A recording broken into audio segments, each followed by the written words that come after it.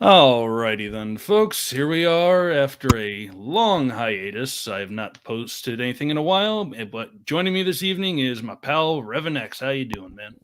Hey man, pretty good. How about you? Splendid, thanks.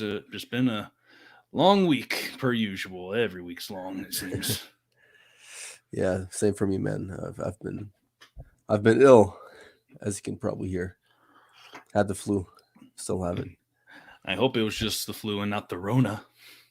We thought it was the Rona, but yeah, we got tested and negative PCR test. So Uh, I'm glad they came out negative. You feeling any better? not really, not really. But I didn't really get it that bad. Like my wife had it way worse, and she had like the loss of taste and everything. So that's what we thought it was COVID. But Well, I'm glad that. Well, I hope she's feeling better. I'm glad you she's guys feeling both better. are. Yeah, yeah, yeah, That's yeah. good to hear. All right, folks. So all this is just a simple stream. Just wanted to pull up a couple Star Wars articles I thought were clickbaitish and respond to some of their silliness. So without further ado, we'll get started with the ever classic screen rant. And I just realized I don't have the proper screen layout. So let me press Yeah, screen layout. What in the flippity flop? you gotta Oh wait, share that's your right. screen. I think. Oh wait, no, I hit video file. Crap. Share screen. There we go. All right.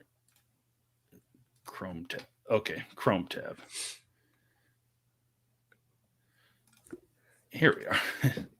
Been a while since I did this. Can you see it on your end, dude? Yep, yep, I see it. Alrighty then. So, granted, this is from 2017, so the 15 times the Jedi were worse than the Sith, according to them, might have been upgraded to 30 times by now, for all I know. But I don't follow Screen Rant because I don't really give a crap about them. Oh yeah, screener is dumb. When you're a little bit younger, you might find a few things you like about it, but then you grow out and realize this is full of crap, much like crack.com.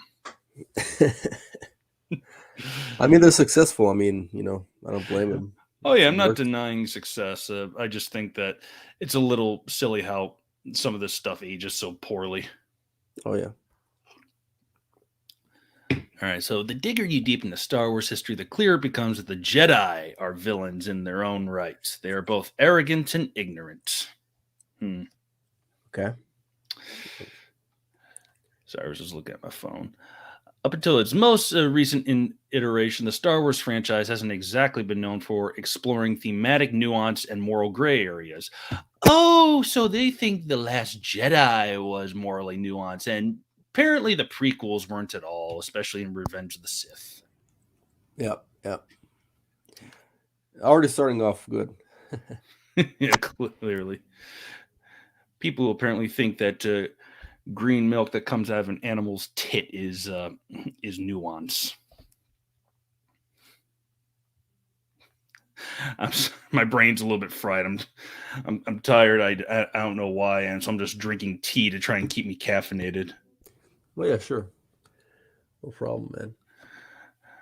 Alrighty then. So, steeped in the comparative hero's journey mythology, Joseph Campbell, the Star Wars saga has traditionally set a scene of clear good versus evil. Obviously, these sides are represented by the Jedi Knights, champions of the light side of the Force, and the Sith, perpetrators of the dark. However, from the beginning, this mythology has been complicated by one simple fact: the Jedi kind of suck.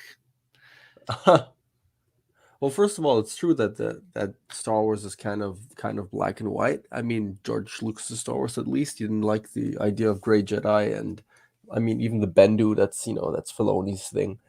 But I don't get the complaints about it because, bro, it's friggin' fantasy. It's sci-fi fantasy. It's not like it's not supposed to represent the real world like 100%. Obviously, it has themes and stuff, but you know what I mean?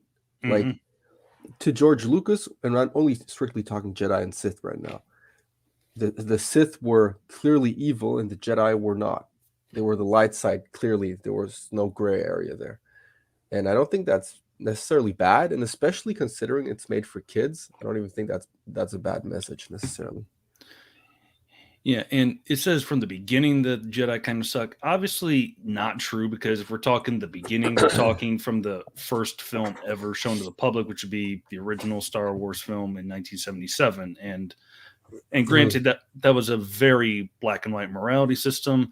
However, the nuance kind of began to be introduced in the Empire Strikes Back, because obviously there's always that temptation of falling to the dark side, because that itself is nuance, that good can become evil. But if you want to get technical, that is introduced in A New Hope, when Obi-Wan just says Vader was seduced by the dark side of the Force. Mhm. Well, look, the thing is, I don't think it's bad that the Sith are evil and the Jedi are good. It doesn't mean that the characters are all black or white. The characters in Star Wars are not black or white. Darth Vader is the best example, you know. I get that in the original trilogy it seemed that way at first, but that was actually the plan. George Lucas said that in the I think it was the Chosen One featurette, where he explained that. I mean, people could, you know, say that he's lying or whatever, but he says that that's the way it was planned from the get-go. He always planned for Darth Vader to be redeemed, and he planned it that way, that he was supposed to be this really evil person, no good inside at all at first, and he wanted people to feel that way, just to be shocked at the end that, you know what, he used to actually be good, and there's a reason why he turned that way, and he was actually like the victim of the saga, and was made that way, which I think is an actually a really good lesson for kids. But it doesn't really mean that, just because that one character, or not just that character, but any other character, is not black or white, with the exception of, maybe Palpatine. It doesn't mean that the Sith or the Jedi can't be black or white. That's just the whole magic of it. You have the Force, and it has a light and a dark side. That's what Star Wars is like. That's what I don't get about these takes and these articles. It's Mm-hmm. like they want to change Star Wars. It's not a real complaint, to be honest. It's like I just don't like what Star Wars is to me. That's how it sounds.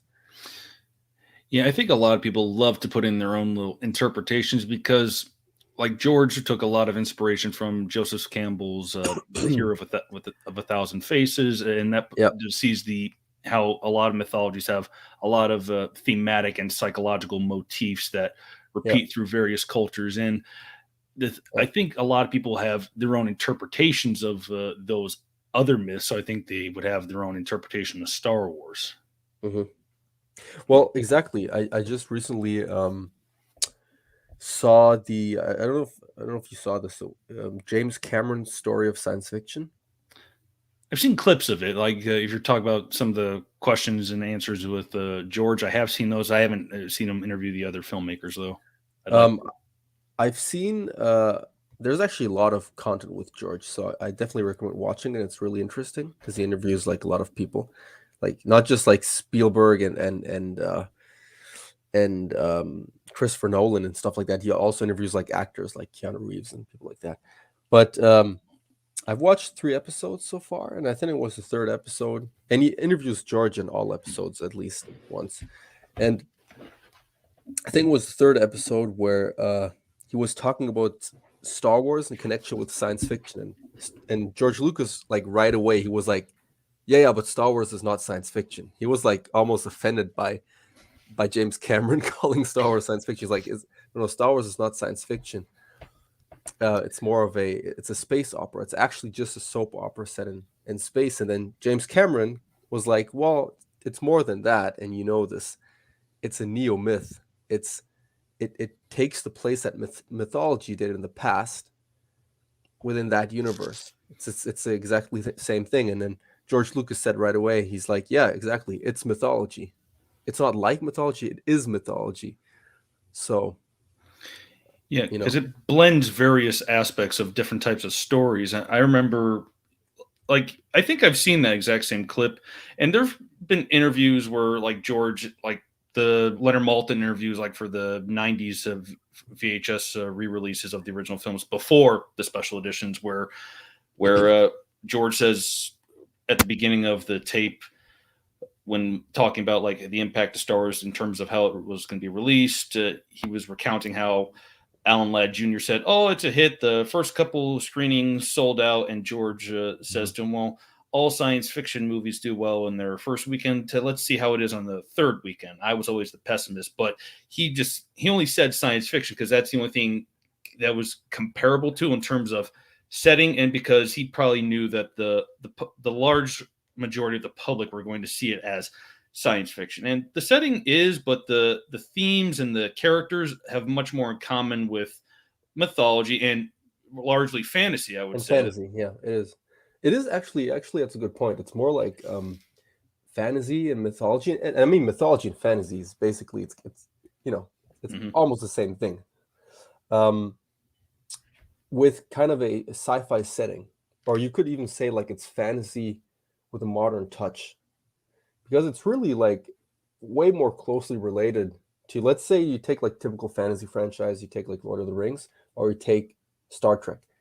You have way more commonalities between Lord of the Rings and Star Wars than between Star Wars and Star Trek. The only thing like similar between Star Trek and Star Wars is that it's set in space and there are spaceships. There's nothing else really that's similar, you know.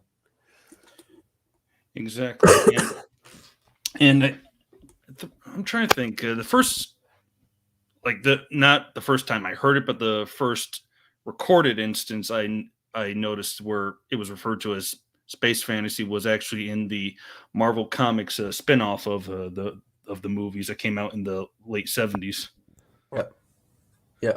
Um, I I don't even know if it's officially referred to as space fantasy. I don't know why. Whenever I see like, official, I don't who knows what that even means? Like who decides that? You know what I mean? But I, when you look like on Wikipedia or something, it's always space opera and science fiction. And it doesn't even say fantasy most of the time, which is kind of weird to me, but Yeah, that's a fair point. I mean, because like George, I think he creator. We can take what he says more so as gospel when he says like, "Oh, it's a space opera." oh yeah. Well, it's definitely a space opera, man. Like it's um just the way it is presented. It's like it's totally a space opera. Yeah, I would for say sure. that's like I would even say that's like what it's the most. So I definitely agree with George on that. And I mean, who am I to say I agree with George? Obviously, if he says that's the way it is, that's the way it is. But that's also what I would say. But it's a space opera, and then second to that, I would say it's fantasy, space fantasy. Absolutely. I'm gonna take a little quick look at the chat here. See, it says we got two viewers. Ilium, what is up, pal? How you doing? What's up, people? He says. Let me bring up his comment. Show it. What's up, people? He said, well, we're doing the stream. Been a while since we did this, Oh, man. Ilium, what's up, man? Yeah, it's a pity that I actually asked also him if he wanted to join, and he said he wasn't gonna be available. I think so. It's a pity he wasn't, but I'm glad that he's able to at least watch and listen and whatnot. Yeah, yeah, definitely, bro. Good to Yeah. have you here. Yep. And we also got Mila. Hey, she says, "How you doing, Mila? Hope you're doing well." Yeah, what's up? What's up? Thanks, you guys, for joining. Yep. Glad to have everyone here, and we will continue on with the clickbait article. So let's see. There have been many great Jedi over the course of Star Wars fictional history, and the Sith are certainly not a healthy substitute for the Jedi Order. Go figure. But that hardly means that the Jedi can be considered heroes across the board. Mm. Well, nobody says that. You know, that's also something that bothers me. If you have a few Jedi that are not perfect, that doesn't mean that the Jedi Order is bad. And I'm not saying the Jedi Order is perfect, but I really hate those takes that the Jedi Order is bad. You know what I mean? And I mean, we can get into this like later because there's also a really good George Lucas clip that kind of explains this misconception that people have that the Jedi Order was like, evil and it had to fall and whatever.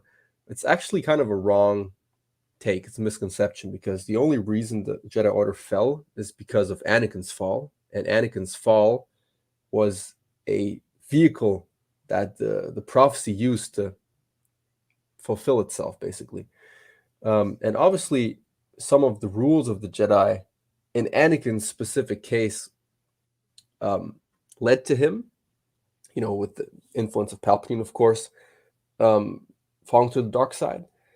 But I'm quoting this really popular rule, the rule of no attachment.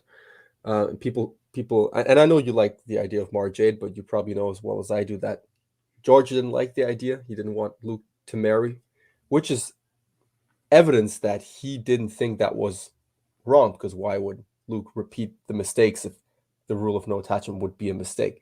But it wasn't a mistake. And George, I believe it was like in a documentary of how he made the Clone Wars or something, he explained why that was so important. It was actually the cure.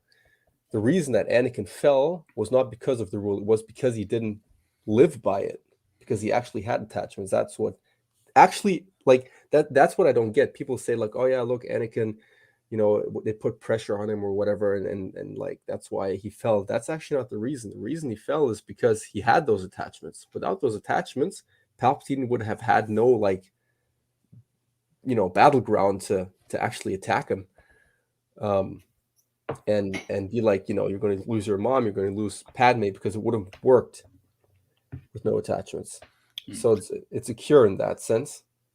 But look, I don't want to. I mean, I get when people like Mara Jade and stuff. So Yeah, and I think it's not exactly because Anakin had attachments, because I remember from the 2004 Star Wars trilogy DVD box set on the bonus disc, when it was talking about Revenge of the Sith, there was kind of a little tease for it. George says in the portion, talking about, the return of Darth Vader, he says the problem with Anakin is that he has a hard time letting go of things. So I think it's not entirely because he has attachments, but he has a hard time letting go of those attachments, which is why Luke, who could have gone yeah, down a similar path, turned out better, because he was more willing to let go. I mean, granted, he almost at the end, until he realized he was going to become Vader in a sense, realized that this could turn me to the dark side, but he was willing to yeah. let go and But that was like, sacrifice himself. yeah, but that was like right, even like then, that was right at the beginning of he just become a Jedi. So I kind of, Mhm. that's different to me. Different than if he would have acted that way 10 years later.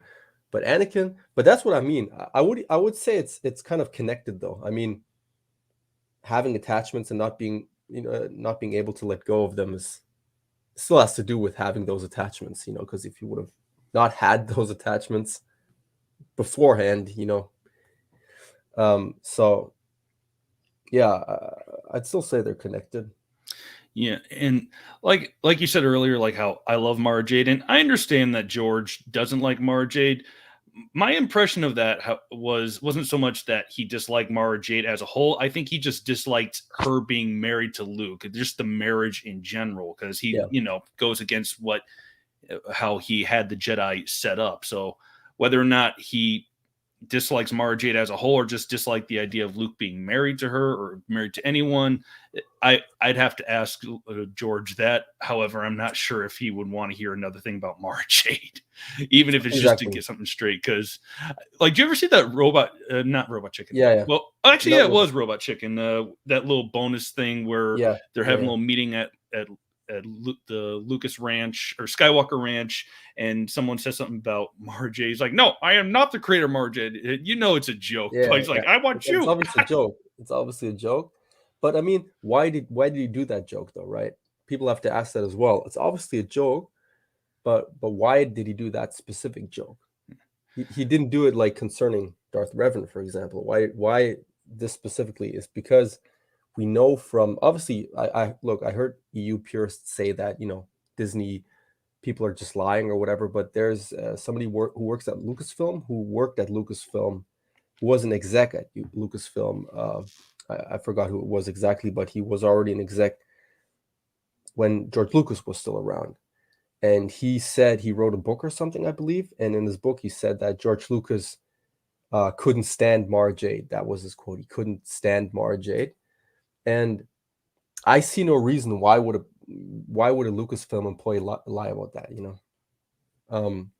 and if you take that quote and you take this sketch, which was obviously a joke, and you take all those George Lucas quotes where he says that in his story, in his story, Luke never marries, which he said probably like 10 times.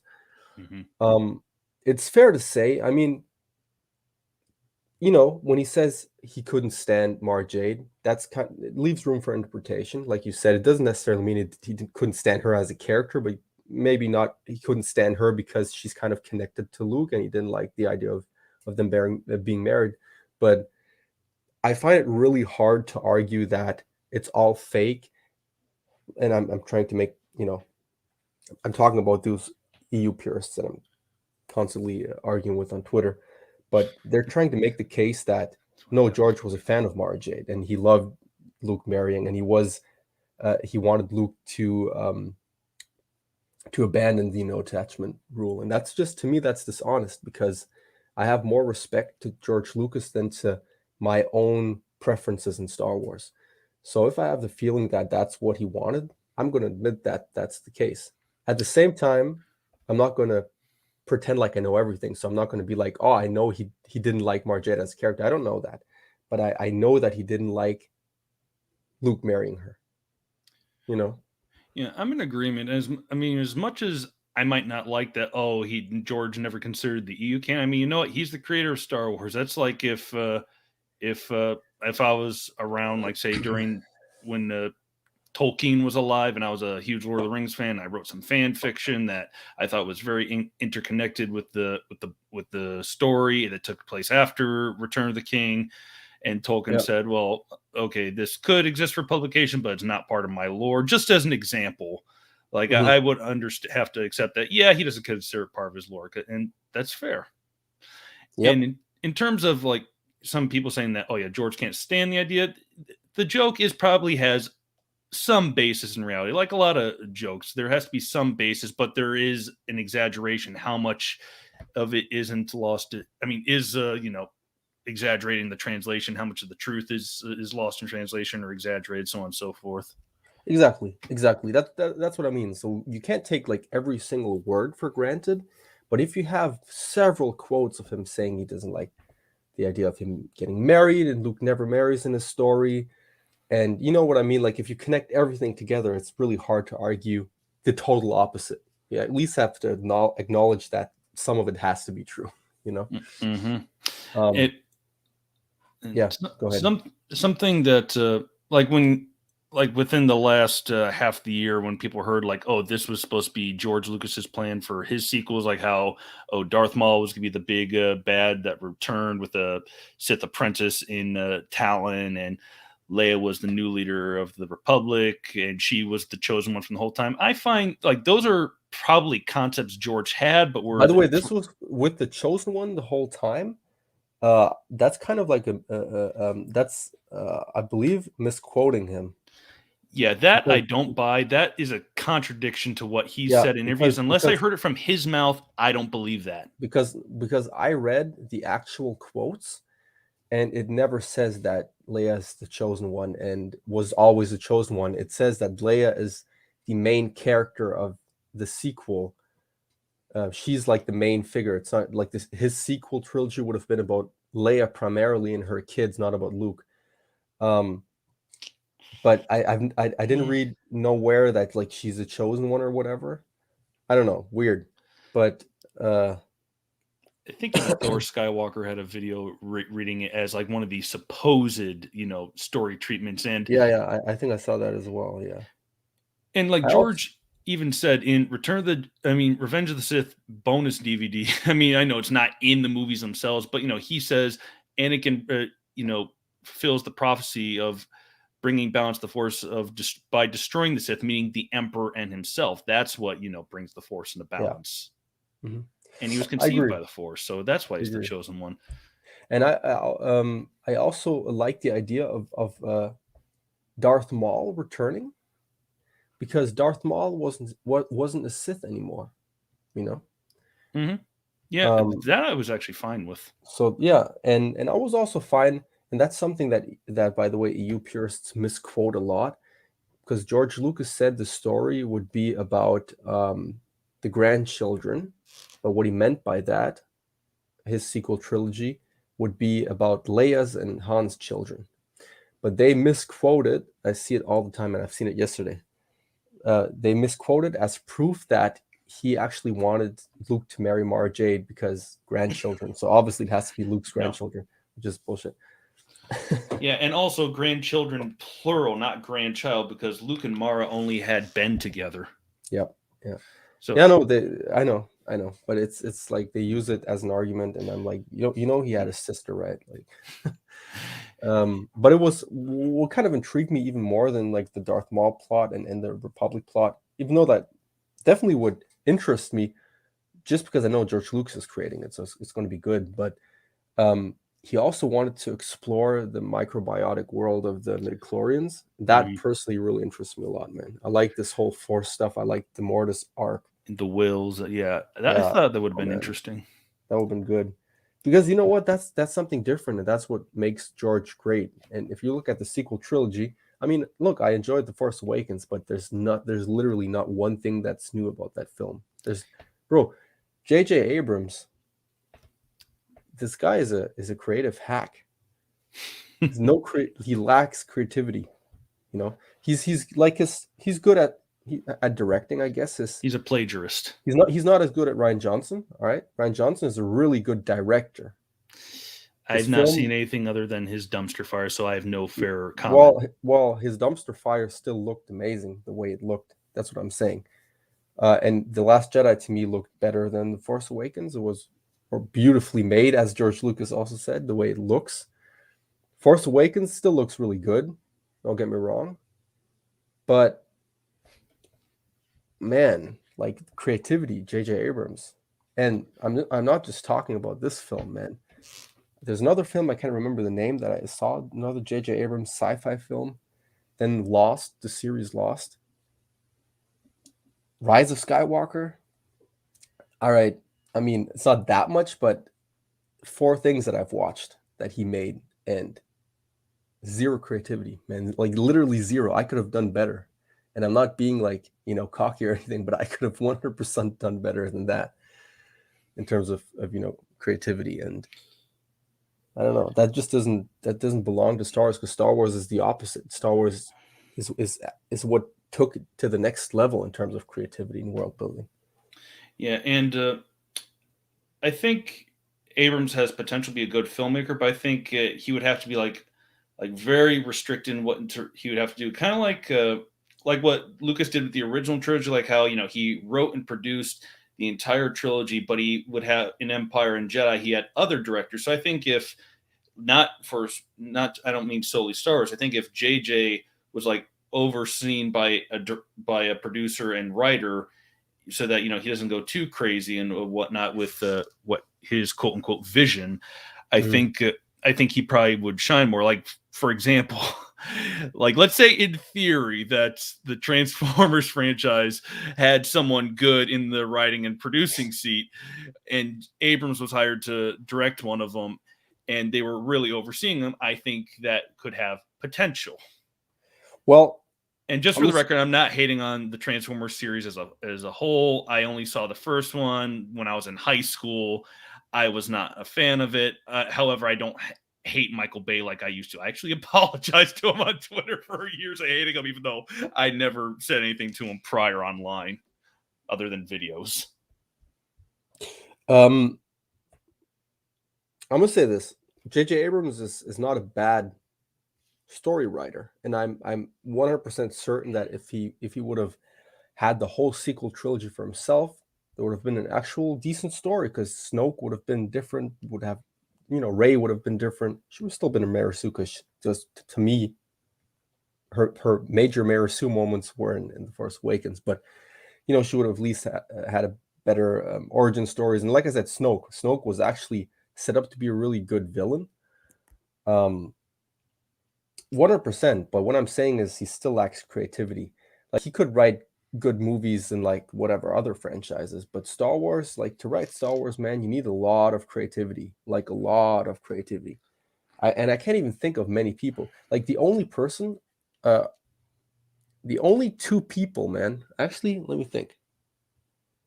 No, I'm gonna say the only person that I would trust to have a similar level of creativity to George Lucas in terms of Star Wars style of world building, I would say it's probably James Cameron. I would trust James Cameron with I agree with that sentiment. Actually, I was about to say, who is he getting at? And you said James Cameron. Think, oh yeah, I can get behind that. yeah. It'd be a very different. It probably would lean much. Well, maybe it wouldn't be too much darker because I think I think if it wouldn't. I'm thinking of Avatar. Imagine like the world building, not the yeah, story. That's my problem, right? I think yeah, George it's just I Lucas is hear way better James Cameron. story. I think Terminator, but I thought yeah, Avatar. Yeah, So that's fair. yeah. um, I think James Cameron is a great storyteller. I think George Lucas is a better storyteller. I think they're both equally good world builders, though. So I don't know, man. It's things George Lucas encompasses so much, but yeah, I believe from if we're looking at people aside from George Lucas that could create a Star Wars film, I would really like to have. Let me think. Oh man, who's a good storyteller that would maybe like Spielberg? As I'm trying to think of stuff where Spielberg was involved in the writing process, but I'm just kind of drawing a blank. I don't know Yes, why, but same, yeah, same. Spielberg is a good storyteller. I mean, Jaws is one of my favorite movies, along with Jurassic Park, and even like his first theatrical film, Duel. Like it's just a basic premises. Yeah, but even Jurassic Park, the problem is with those films, they're so different than Star Wars. The story is good, but it's still so like in that. No offense to Spielberg, but it's still so simple compared to George Lucas's Star Wars story. You know what I mean? Did you ever read the book that the movie's based on? Which one do you mean? Jurassic Park. I haven't read the book now. Well, it's a very different beast from the movie. It goes much more into like But did he chaos write the book theory. though? No, but he did bring the writer from the book, Michael Crichton, on to do the He did, screenplay. yeah, yeah. So there's a lot of things that translate over. There's some differences, obviously, but it's still pretty faithful for the most part. But like I said, What differences. when I think of best like story writer right now, I would probably say like Christopher Nolan, but I don't think that his style of story writing fits into Star Wars necessarily. Yeah, I agree. And I mean, I used to love Nolan a lot in school, mostly because of The Dark Knight. I don't love him to the same extent, but I still have a high respect for him as a storyteller. I mean, I'd say Inception is probably his best movie. You know what, man? I'm so stupid. I don't even know why I didn't think of that. Dave Filoni, man. Well, I can't remember who said it, but in fairness, I mean, Filoni, he was basically Lucas's protege, but at the same time, he does kind of have his own flaws. I can't remember who said it, but they described Filoni as whenever he writes an episode of, like, say, the Clone Wars or Rebels, and it features Ahsoka, he puts her as what I said in the stream you did with General Katarn, S tier in terms of power level. If there's action involved, I should say. Yeah, I don't agree with that though. It's just I it's think just something I agree with. I agree that that well, actually I don't. Well, with that last episode, I agree that Ahsoka's appearance was kind of random, and I definitely feel that he loves Ahsoka a little too much, maybe. I definitely get that, but I don't think she's OP or anything at all. Like I know a lot of people complain that she was able to defeat Darth Maul, but I think a lot of people hype up Darth Maul way too much. I don't think Darth Maul was ever that powerful. He was definitely the weakest of Darth Sidious's apprentices, and people compare him to like Kenobi, and they're like, oh well, look, Kenobi lost to him the whole time. That's not even true. I see people saying this a lot, and that's not even true because I believe it's kind of like a draw in the Clone Wars whenever they met, and most of the time, almost every time actually, it was Kenobi versus Maul and Oppressed together. Like Maul himself actually was never that powerful or anything. And I mean, look, let's take a powerful Jedi like Mace Windu actually fighting against Darth Sidious and standing his ground. Look at what Darth Sidious did with Darth Maul and Savage Opress. He played with them. It wasn't even a challenge. So it's not like Darth Maul was ever this insanely good, strong, powerful Sith Lord. He was just like an average Sith Lord, in my opinion. I will agree. And in regards to like when Ahsoka fought against him, that's kind of circumstantial because he was clearly holding back, trying to recruit her to his side, much like how Vader did it with Luke and Empire. And then, the clones came in, he kind of lost focus. He was more concerned about running to survive as opposed to, Yeah, recruit her at that point. So he didn't yeah, have as much focus. And also in terms of, Sidious wiping the floor with Maul, yeah, because clearly he's the master and stronger, but also because Maul's power was halved when Obi-Wan cut him in half, because I know. that's kind of how it operates. Lucas even said Yeah, like Anakin's powers were halved when he exactly. lost his limbs and was set on fire. So it's the same thing. Exactly. So it's the same thing. So it's not like Ahsoka was even fighting the same Maul from like Phantom Menace. Mm-hmm. And in terms of Maul whooping Obi-Wan, because keep in mind Obi-Wan was still a Padawan, and what is it? What is Talking his Obi-Wan in his Clone lightsaber? Wars. I'm talking I know, but Obi-Wan. I'm just saying that as an example. Like episode 1 was probably Maul at his peak. And Yeah, if some people like compare like, oh, Obi-Wan defeated Maul or whatever in that, I'd say keep in mind like he was caught off guard, and then oh years yeah, later his powers were halved, and Obi-Wan at that time was still a Padawan, and he only beat Maul just because Maul's hubris. And true, also at the time, if I remember correctly, and I can't remember which EU material it was, like basically Obi-Wan had only briefly studied was it Form 4 of lightsaber combat, and then after that he really upped his game in terms of learning it for defense. I know. But what I'm saying Sarisu, I is, think it bro, was. what I'm saying is, if you look at it like a kind of a tier list, right? And you have like Anakin, peak Anakin defeated Dooku. Dooku easily defeated Obi-Wan, easily. Like it wasn't even a challenge really for him. So Dooku is far more powerful than Obi-Wan. And we always knew like that Obi-Wan wasn't really one of the most powerful Jedi. He was one of the wisest, definitely, but not one of the best in lightsaber combat.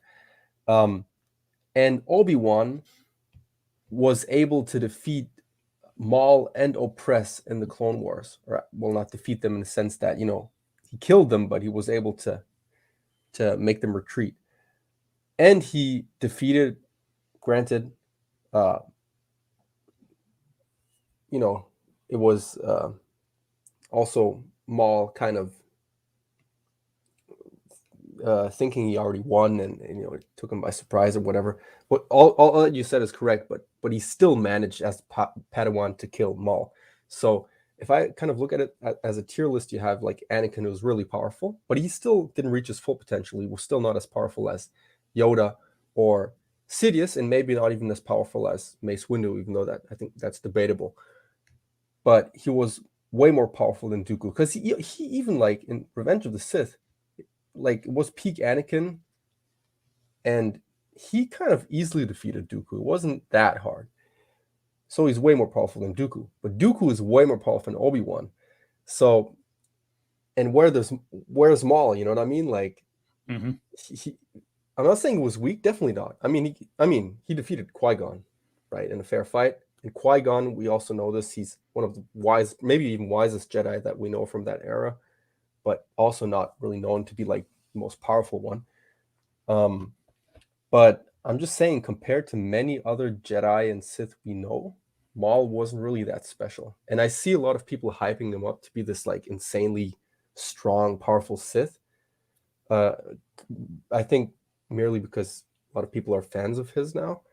But yeah, I just don't see it, man. To me, he was always just like average. Just like I loved him, man, because I thought it was cool. Was with his double bladed lightsaber as a kid. He was actually my favorite. I liked him more than Darth Vader when I was a kid. That's He was fair. my He has favorite. one of the best designs other than Vader. I mean, they're in Oh the yeah, top two. And in terms of, you mentioned Savage Opress, Savage was never going to survive against Sidious. I mean, because oh yeah. Of course not. he wasn't as experienced in the Force. I mean, knowing the ways of the Force as either a Jedi or Sith on par with Maul or even Dooku, even by like a quarter of their experience. So Mhm. he wasn't ever going to stand a chance. So Oh yeah, I definitely agree. I definitely agree. And I know. But that to me is like really still cool to see, because I always make those comparisons, right? Obviously, you can never compare fights like 1-to-1, because every fight is different, but you can still compare them a bit, and you see like Asajj Ventress, and you see how strong she is when she fights Obi-Wan, and when she fights Anakin, which it wasn't the Clone Wars, so he wasn't like as good as in Revenge of the Sith, but he was getting close, and she had trouble with Savage Opress. Like Savage, I would even say Savage was probably stronger than her. And then you see like Sidious easily destroying Maul and Oppress at the same time, easily, just like playing with them, and it just shows like, and I think Filoni did a great job because it shows how powerful Sidious is. It shows how powerful Yoda is, because Yoda could stand his ground against Sidious. It's just a good show of power, in my opinion, and like domination. Yeah, I definitely say so. Let's quickly read a few of the comments. Let's see. Mila said, "I'm glad the EU isn't canon." Yeah, it's fair because there's a few clunkers in there. One I could name offhand that's, I think, kind of enjoyably bad was the courtship of Princess Leia. Because just the moments where she acts out of character, Han acts out of character. He tries making her a romantic dinner on the Millennium Falcon. Just that conceptually, that is or like hilarious. Children of the Jedi, man. That's like one of the worst novels I've ever read. Oh, so you've read it too? Oh yeah. Yeah, I did a whole video on that, Dark Saber, and what was it? Twilight of the Jedi, or no, not Twilight of the Jedi. Planet Twilight. That's it. Did you like Children of the Jedi? I did not care for it. It just seemed very long, drawn out, repetitive, Yeah. and there's so much like exotic names for this species or the name of this I know. Gamorrean. Felt totally out of place, man. So weird.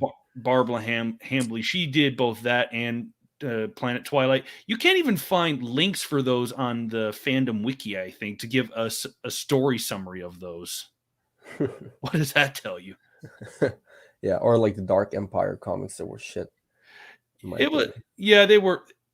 were mediocre, and then when Palpatine's back, they were just like, oh, come on. Yeah. Like even before the prequel. Like taboo. What my problem is, man, and it really hurts for me, but a lot of the EU just doesn't, like, some things sometimes just don't fit within the Star Wars that we know that George created. And it really bothers me sometimes, because like I'm a really big fan of the Old Republic era, really huge fan. I love Knights of the Old Republic. I love SWTOR. I love even the novels, man. I think they're pretty good. They're decent. They're not great, but they're decent.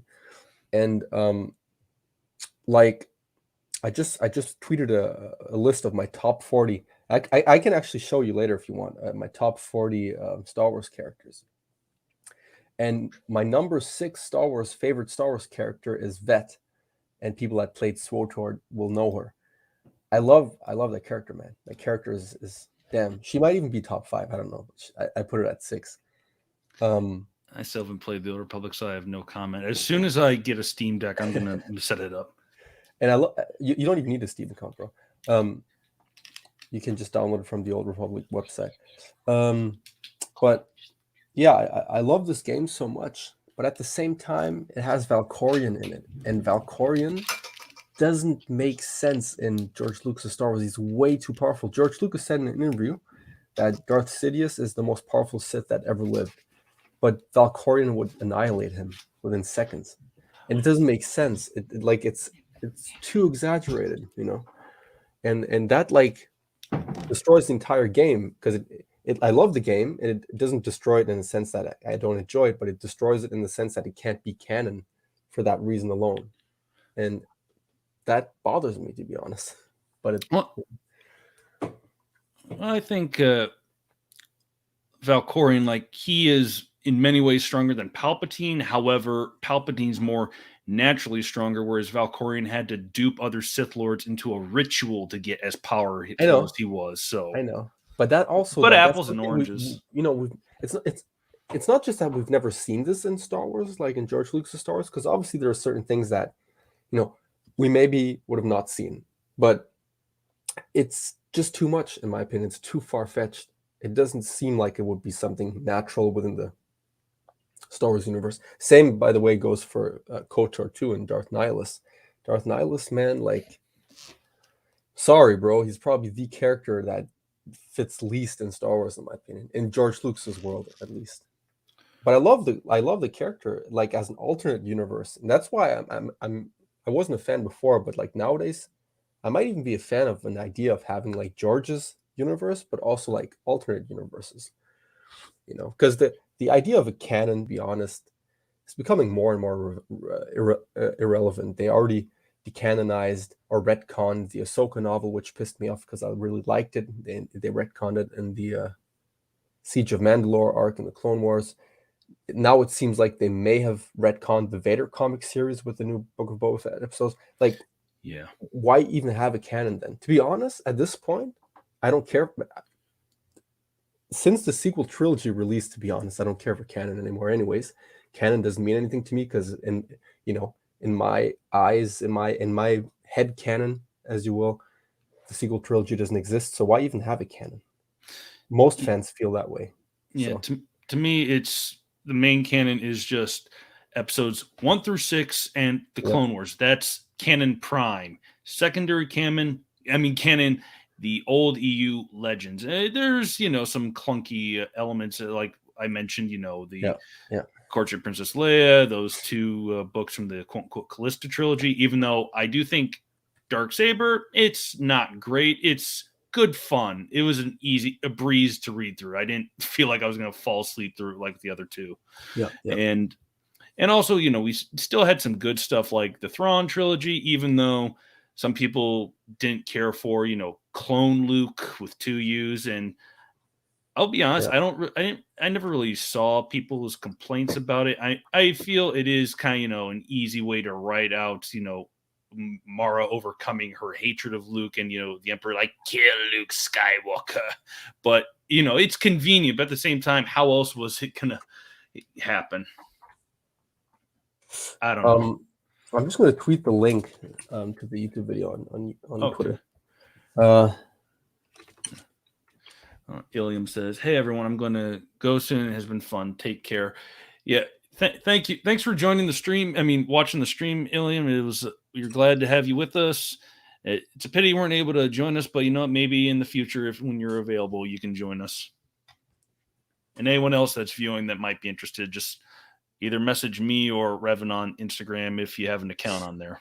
It's up to you if you'd like to join our little chats if we do this in the future. All right, I just tweeted it. Something I wanted to say. Oh yeah, so yeah, basically my canon, like same canon. My primary canon is George Lucas's canon. What he said the canon is. What Filoni also confirmed. And look, why would Filoni lie, right? Filoni said that when he started working at the company, it was always clear to all the employees that the canon, the actual main canon, was the films and the Clone Wars. That's it. They didn't pay attention to the, like, they didn't, didn't matter if anything would be retconned there. To me, to be honest, I don't have a secondary canon. That's the only canon I have. And I just have all the other Star Wars stories that I don't see difference between Disney's canon and the EU. To me, it's one is not more worth than the other. I just look at all stories available and I just take the ones I like and make my own headcanon, to be honest. And that's the cool thing about Star Wars, because I play friggin' SWTOR, which is an MMORPG. So I create my own characters. I give that character my own name.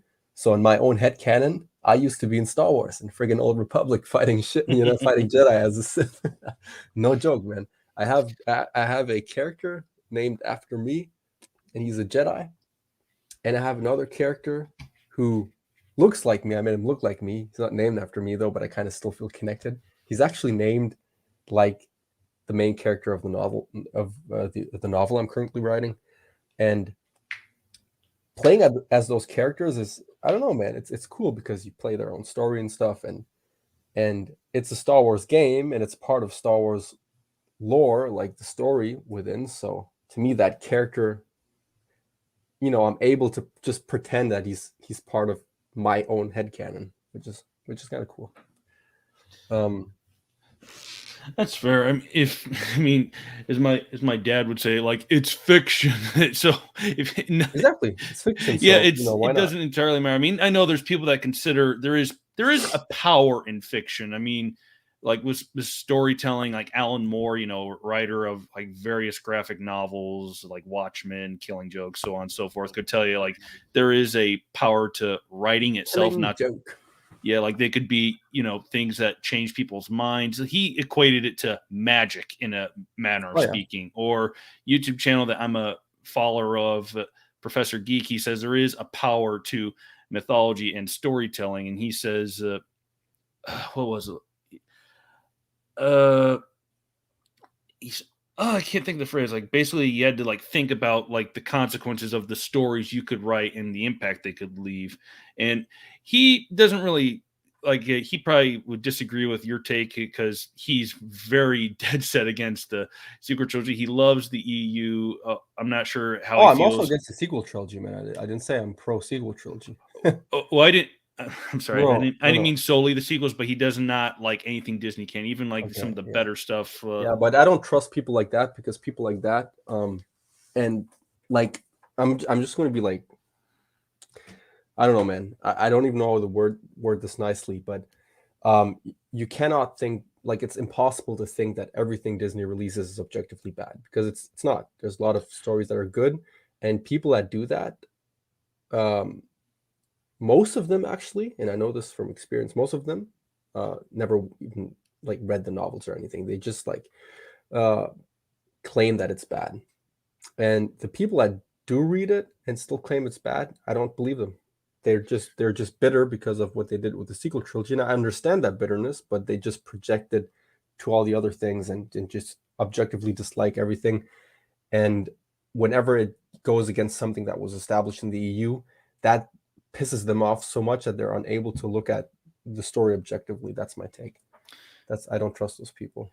Same as, just as much as I don't trust the people that just praise everything Disney releases. I don't trust either one's on the extremes. I understand your perspective. I especially don't, trust opinion of people who praise everything Disney does, or even people that praise everything, with the Star Anyone Wars does. banner on it. Yeah, And yeah, yeah.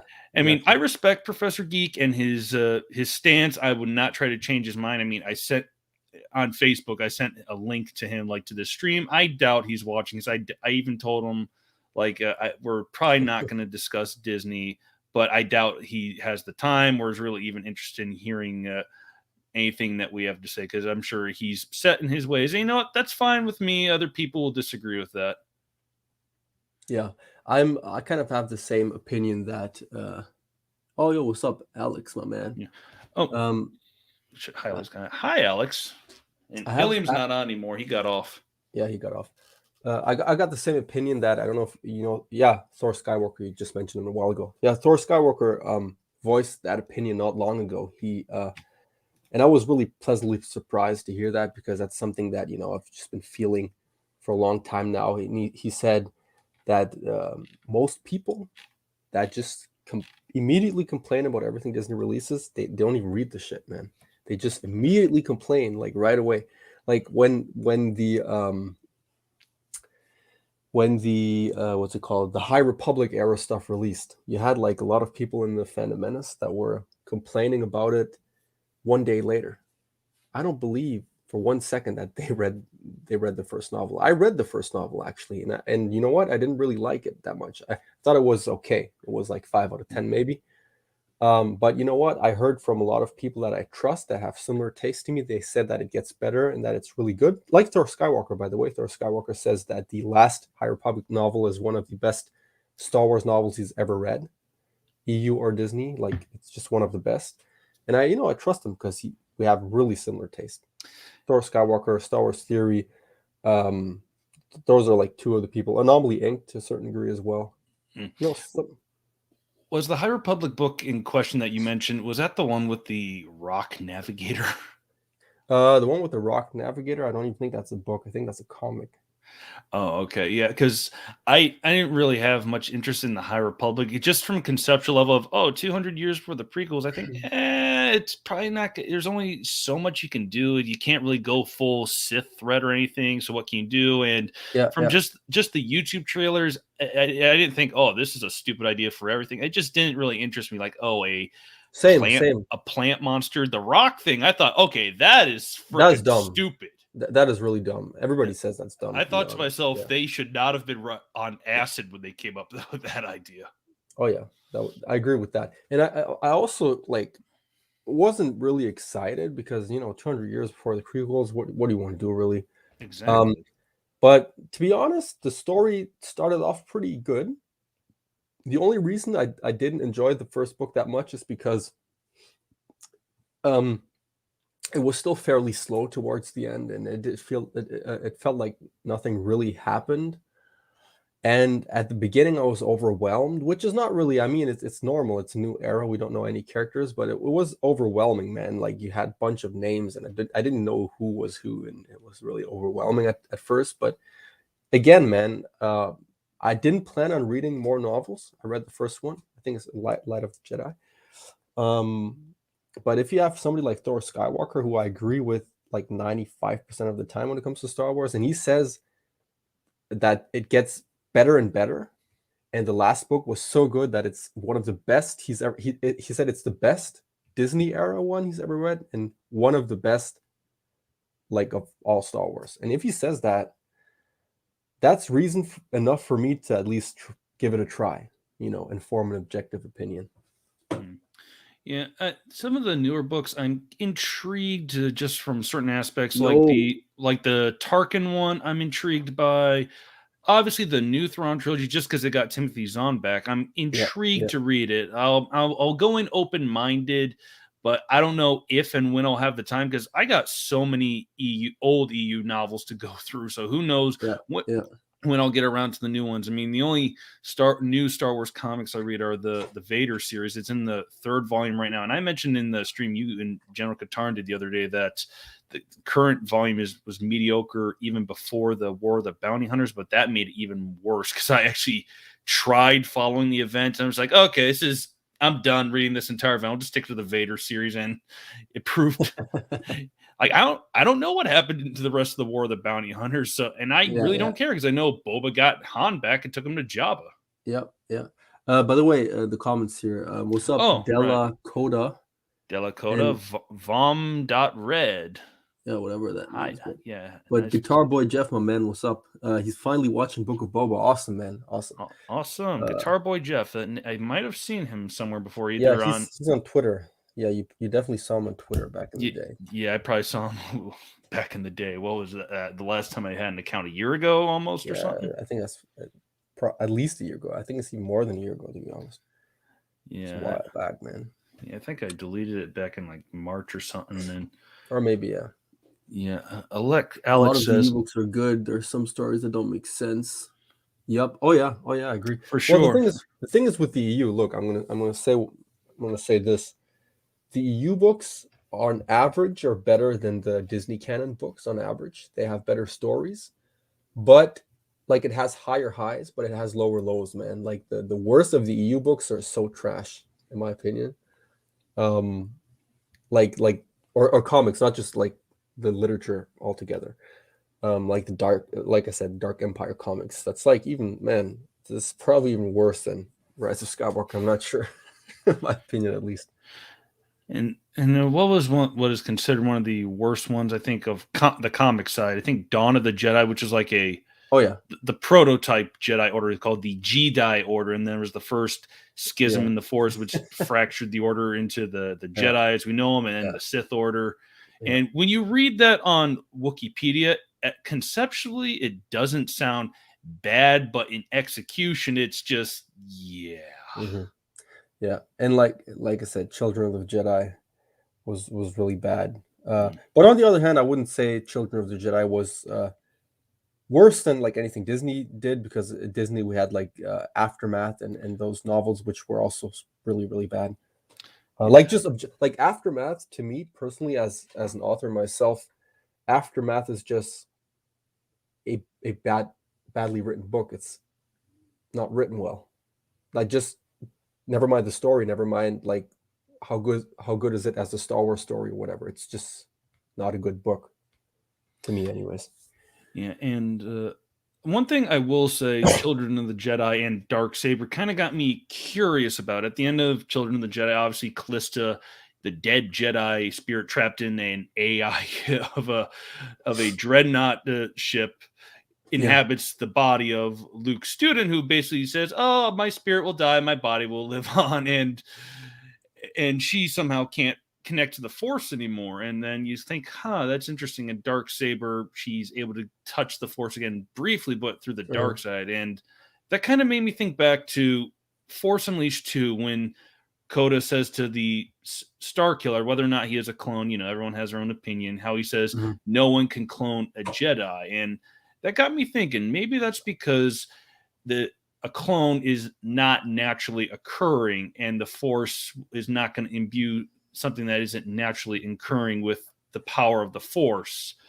But if a spirit of someone that was once a Jedi inhabited that body, and you try to touch the Force to the dark side, that is how they could be you know strong in the Force again. And Starkiller's Yeah. clone, if he is a clone, was trained in the dark side, so that's how he was able to touch the Force again. Yeah. But even like The Force Unleashed, love the games. Even George Lucas, and that's one of the rare instances where George Lucas was actually heavily involved and really liked the game, right? Because there are a lot of people misquoting George for being super involved in the EU, which is not true. He was hardly involved in anything. He approved everything, but I mean, people like also kind of don't understand the word approval. He approved. He was head of the company. It was a business decision to let creators create their own Star Wars stories for the fans because he knew he only had his little story. He knew the fans wanted more. It was a business decision, and obviously he had certain criteria, but usually he, you know, uh, let most things slip, but he still had to approve those things. What he didn't do though is he did not read most of the novels. He hardly read any of the novels. He read a few, not many though. He read scripts of the novels. That's it, and that's what he approved. He approved scripts. He didn't even read, as far as I know. I don't think he even read all the novelizations of his own films, and that says a lot. He worked more closely together with the development of the games, not just Force Unleashed. He also was involved with Knights of the Old Republic. But with the Force Unleashed, and this is something, and that's what pisses me off with a lot of EU purists, because this is something Sam Witwer personally told me. This is not my theory or something. I talked to Sam Witwer about this, and he personally told me and confirmed to me that it was always clear to everyone The Force Unleashed was not canon. George Lucas never considered The Force Unleashed canon. He loved it. He never considered it canon. Didn't consider the story part of his story, and he especially didn't consider the Force powers part of part of how the Force works in his universe. Yeah, there's Yeah, so many game mechanics where there's a force heal, and if that was, I know. an actual lore mechanic, then then Well, obviously it is. It we is wouldn't have episode with 3. Disney canon now. Disney canon, yeah, but you know how we feel about It let's happens. not I'm kick a just dead saying horse. I'm just saying it happens in the Rise of Skywalker. So Like I said, I never saw it because after the last dumpster fire, I said I'm done with the movies. I yeah, don't, yeah. if maybe if Kathleen Kennedy was, I'm saying in theory, was no longer president of Lucasfilm, and they officially said, yeah, we pulled the plug on that supposed Ryan Johnson trilogy, I might give future movies a watch, but at this point until it happens, I doubt I ever will. Well, they kind of pulled the plug, to be honest. Yeah, they're just not going to announce it, but you know how it is. I'm going to read a couple of the comments. Guitar Boy Jeff subbed. Thank you very much. You're the first subscriber in probably years. I'm going to get back to this show. I assume he means But Boba Fett. Glad to see you guys. Hope you feel better, Revan.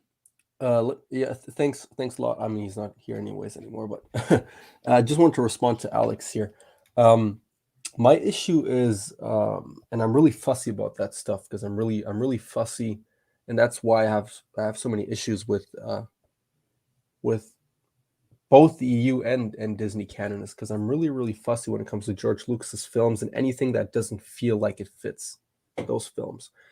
And Palpatine returning, doesn't matter how he returns, doesn't make sense. First of all, George Lucas confirmed that it would never happen, and it's impossible to happen because it would go against the prophecy. It would go against George Lucas's own words. It would make not only the entire saga irrelevant, it would also make like all his interviews, the documentaries surrounding the saga irrelevant. Everything he said concerning it, and would make the Chosen One prophecy and Anakin's legacy irrelevant. And that's what bothers me. That's what bothered me in The Rise of Skywalker. And that's, by the way, what makes The Rise of Skywalker worse to me than The Last Jedi. I hate both films, but I think that The Rise of Skywalker is even worse because one movie destroyed the legacy of a character, and the other movie destroyed the legacy of the character, of the Chosen One, that basically is the saga. So The Rise of Skywalker kind of destroyed the entire point of 1 through 6, if you think about it. And that's kind of my big problem with the Dark Empire comics, with the exception that the Dark Empire comics, first of all, were a comic series, so most fans didn't read it. And second of all, like I said, was never considered canon by Lucas anyways. So Yeah, and like also Last Jedi and Rise of Palpatine, they both do the same thing. They destroy aspects of the lore, like obviously hyperspace ramming, and the Chosen One, and all that. They ruin it. And in terms of the Dark Empire comic, it wasn't going to be read by a lot of people in general, except for the very hardcore fans, because it came out through Dark Horse Comics, which is like a third party. If it was something like Marvel and DC, it would have probably been read by a larger audience, but not with Dark Horse. And I'm not knocking. I even love still Dark not the Horse. majority, because not the majority of fans doesn't read comics. There's a Oh, big that difference. as well. Yeah, there's a big difference between something being released as a film. Like, you have to be really careful when you release something as a Star Wars film, and that's a big mistake Disney did. They weren't careful enough. I don't know, man. I don't know if they just didn't know that Star Wars fans paid a lot of attention to those things. I really have no clue how you could mess this up that bad. But Hard to say. And Alex's comment, like how it says somewhat easier to master the dark side than light, that kind of is part of the reason I had my theory with the Callista thing that I mentioned before. But anyway, and another thing about Dark Empire, like the art, I don't mind the art. I just don't like how it colors everything in that gray and blue thing, scaling yeah, or whatever, however you want to call it. I'm not a big fan of it either. Yeah. Maybe we should get back to the article I just read. Well, just give me a second, because there's something I was saying a while ago, and we Sure, kind go of ahead. like totally forgot to finish what I was saying. So basically, if we were to have like a Star Wars trilogy, a new Star Wars trilogy, my ideal cast of directors and writers and stuff would probably be, I would probably have James Cameron as a director. I would have James Cameron as a producer, and I would have Dave Filoni as a writer. But I would probably have James Cameron help him a little bit, because James Cameron's really good friends with George Lucas, by the way, Mhm. and James Cameron understands Star Wars, which is noticeable if whenever he talks about Star Wars, and if you watch him interview George Lucas, like, it's crazy. He has a lot of knowledge. He's a big Star Wars fan, and Yeah, he, he by the said way, he didn't really enjoy the sequel trilogy either. Just saying. Cameron once said in an interview, I mean, that was Star Wars was his motivation to quit his job as a truck driver and It become a was, yep. filmmaker. He saw And Star Wars and he's like, "Damn, that's what I want to do." Yeah, yeah. Other filmmakers I could see doing Star Wars movies, like if we were to have an actual sequel trilogy from George Lucas, I'd say Cameron could be either the first movie or the third movie of that trilogy. I could see him as either one of those, the other one being Steven Spielberg, because Lucas apparently wanted Spielberg for Return of the Jedi, but he couldn't get him because of he also film wanted Directors Guild or something. Spielberg for the prequels. Oh wait, that's what I'm thinking of. Not the I'm thinking who was it? Either Dave Cronenberg, I think, was one I was thinking for Return of the Jedi. Could be, yeah. I think him or the other He Dave. just wanted Spielberg to be director, though, Yeah. not story writer or anything. Yeah. Someone who I think would be, this is just a thought, I think would be interesting for like the middle chapter of a trilogy, where they need, the dark middle. But I would Ridley like Scott. everything to be like I would like to have like same directors and writers for the whole trilogy. I think that would be better, in my opinion. Yeah, but if they're still, if they're written by the same team and obviously produced by the same people, but they all actually coordinate, you can get a variety, but still You have it could, be yeah, but interconnected. And like I exactly, said, I'd like Ridley Scott for a middle chapter because well, Blade Runner. yeah, uh, yeah. Ridley Scott would Oh, an yeah, Alien. definitely, yeah. Ridley Scott, and like I said, I would also like just not for a Star Wars trilogy, like not for a saga trilogy, but for like a spin-off movie. I would love Christopher Nolan because I think Christopher Nolan Oh, is one of yeah, the for most sure. brilliant. Like brilliant is the perfect word. It's not just like the best. He's brilliant, and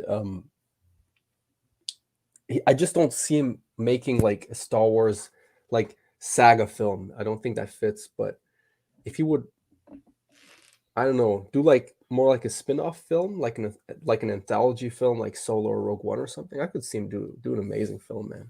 A one-off Qui-Gon movie. Oh man, bro, that would be crazy. Yeah, I could actually imagine. I could imagine him doing a Qui-Gon movie exploring the Force and stuff. I can see that too. And maybe with like see him from his tutelage under Dooku all the way up into knighthood and masterhood. Yeah, Like because sort of it's a non-linear story, I suppose you could say. one of the reasons I would trust him with that is because look, the Force is always iffy because it's kind of George Lucas' thought child, and I would prefer him telling us what the Force is. But we know that the Force is something really complicated to George Lucas, and I respect that. I also respect people that preferred it the way it was in the way they interpreted it in the old trilogy, that it was just magic. I personally am not a fan of it. I prefer that I just like it being more complicated. I like the microbiotic world, the wills, and Midi-chlorians. midichlorians. Sorry, yeah, It's all good. exactly. So, and Christopher Nolan, in my opinion, at least, he's really good with complicated stuff. He's really good at explaining complicated concepts, and I think he could give us a really interesting story concerning the Force and the way it works. I think he could make like some really crazy shit. Yeah, and still leave a little bit of ambiguity in there so that, there's explained aspects and unexplained aspects.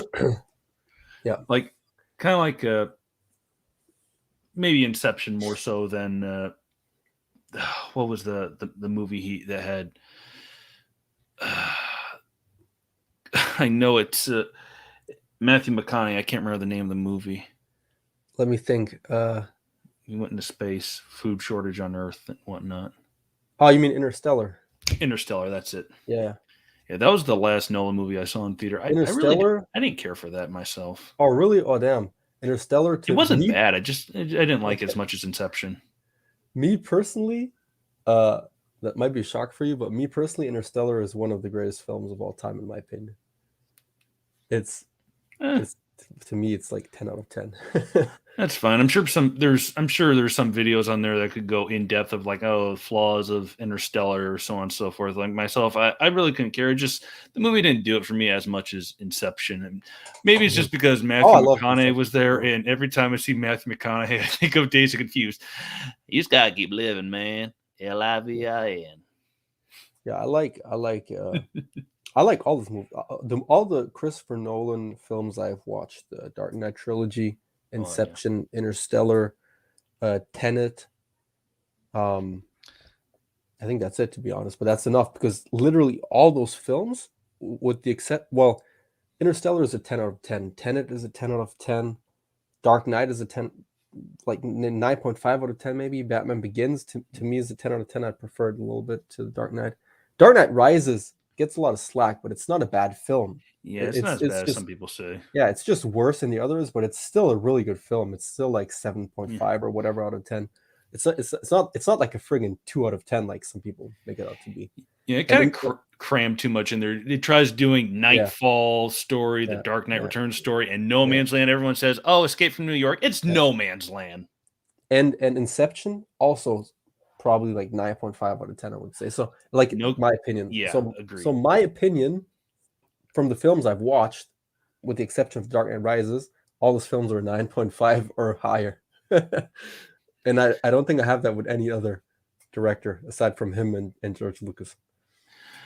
Understandable. I will say that I used to like love the Dark Knight trilogy as much. I don't love it as much as I used to, but it's still pretty high on my list just because I've gotten even more familiar with comics than I was when I first saw those movies. So like I will say that okay, there's some stuff that they took liberties with like Joker and Batman, but blah blah blah blah blah. Otherwise, I'm gonna stop there. Yeah, but Otherwise, I'm gonna go that's on a like, huge comic you know, tangent. well, the thing is with the comics, look, to me, DC is not comparable to Star Wars. There's not like one like timeline and something has to be a certain way. If that were the case, I would understand people like saying, you know what, the Dark Knight, this it's just different, you know.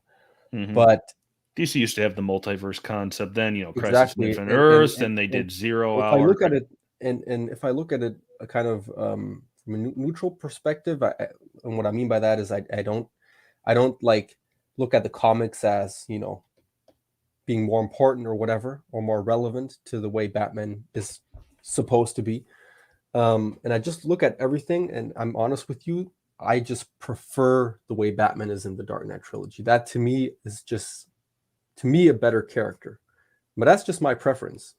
And I also prefer Joker. I just think Joker is crazier. He's just a better villain to me personally in the Dark Knight than in the um in the comics. And to be fair, I haven't read that many comics, but It's fine. the animated films, I've watched many of the animated films, and in the animated films, I find he's really true to the way he is in the comics, usually. And I love the animated films. Don't get me wrong, but I don't like them as much as I do the Dark Knight trilogy. That's fine. I just think like one advantage the Dark Knight has is it's taking like let's see, like 70 something years of comic history up to that point and distilling them the lore into a film. And it has that advantage where the comics had to invent a lot of stuff and then establish, oh, these are how these characters interact, their motivations, and so on and so forth. And obviously modern day Joker, like even like in early 2000s pre Batman Begins, is vastly different than say Joker in the 1950s and so forth, or the 1970s. Yep. Hmm. I agree. And the And comics have it's all had their better ups and downs. than Jared Leto's Joker and Heath Ledger. I think the Cesar Romero Joker from the '60s Adam West Batman show is better than Jared Leto's. Oh yeah, yeah. Adam West's Batman is the worst, though, to be honest. I used to kind of feel that, but I realize it doesn't take itself seriously. It's meant to be a comedy. It's meant to be theater of absurd. There's there's this parody I saw of Adam West's Batman. Hopefully, not the Uh, porn parody. no, Yes, that exists. no. It was some other parody where he just like walks around, and they were kind of making fun of him having like what did he have? He had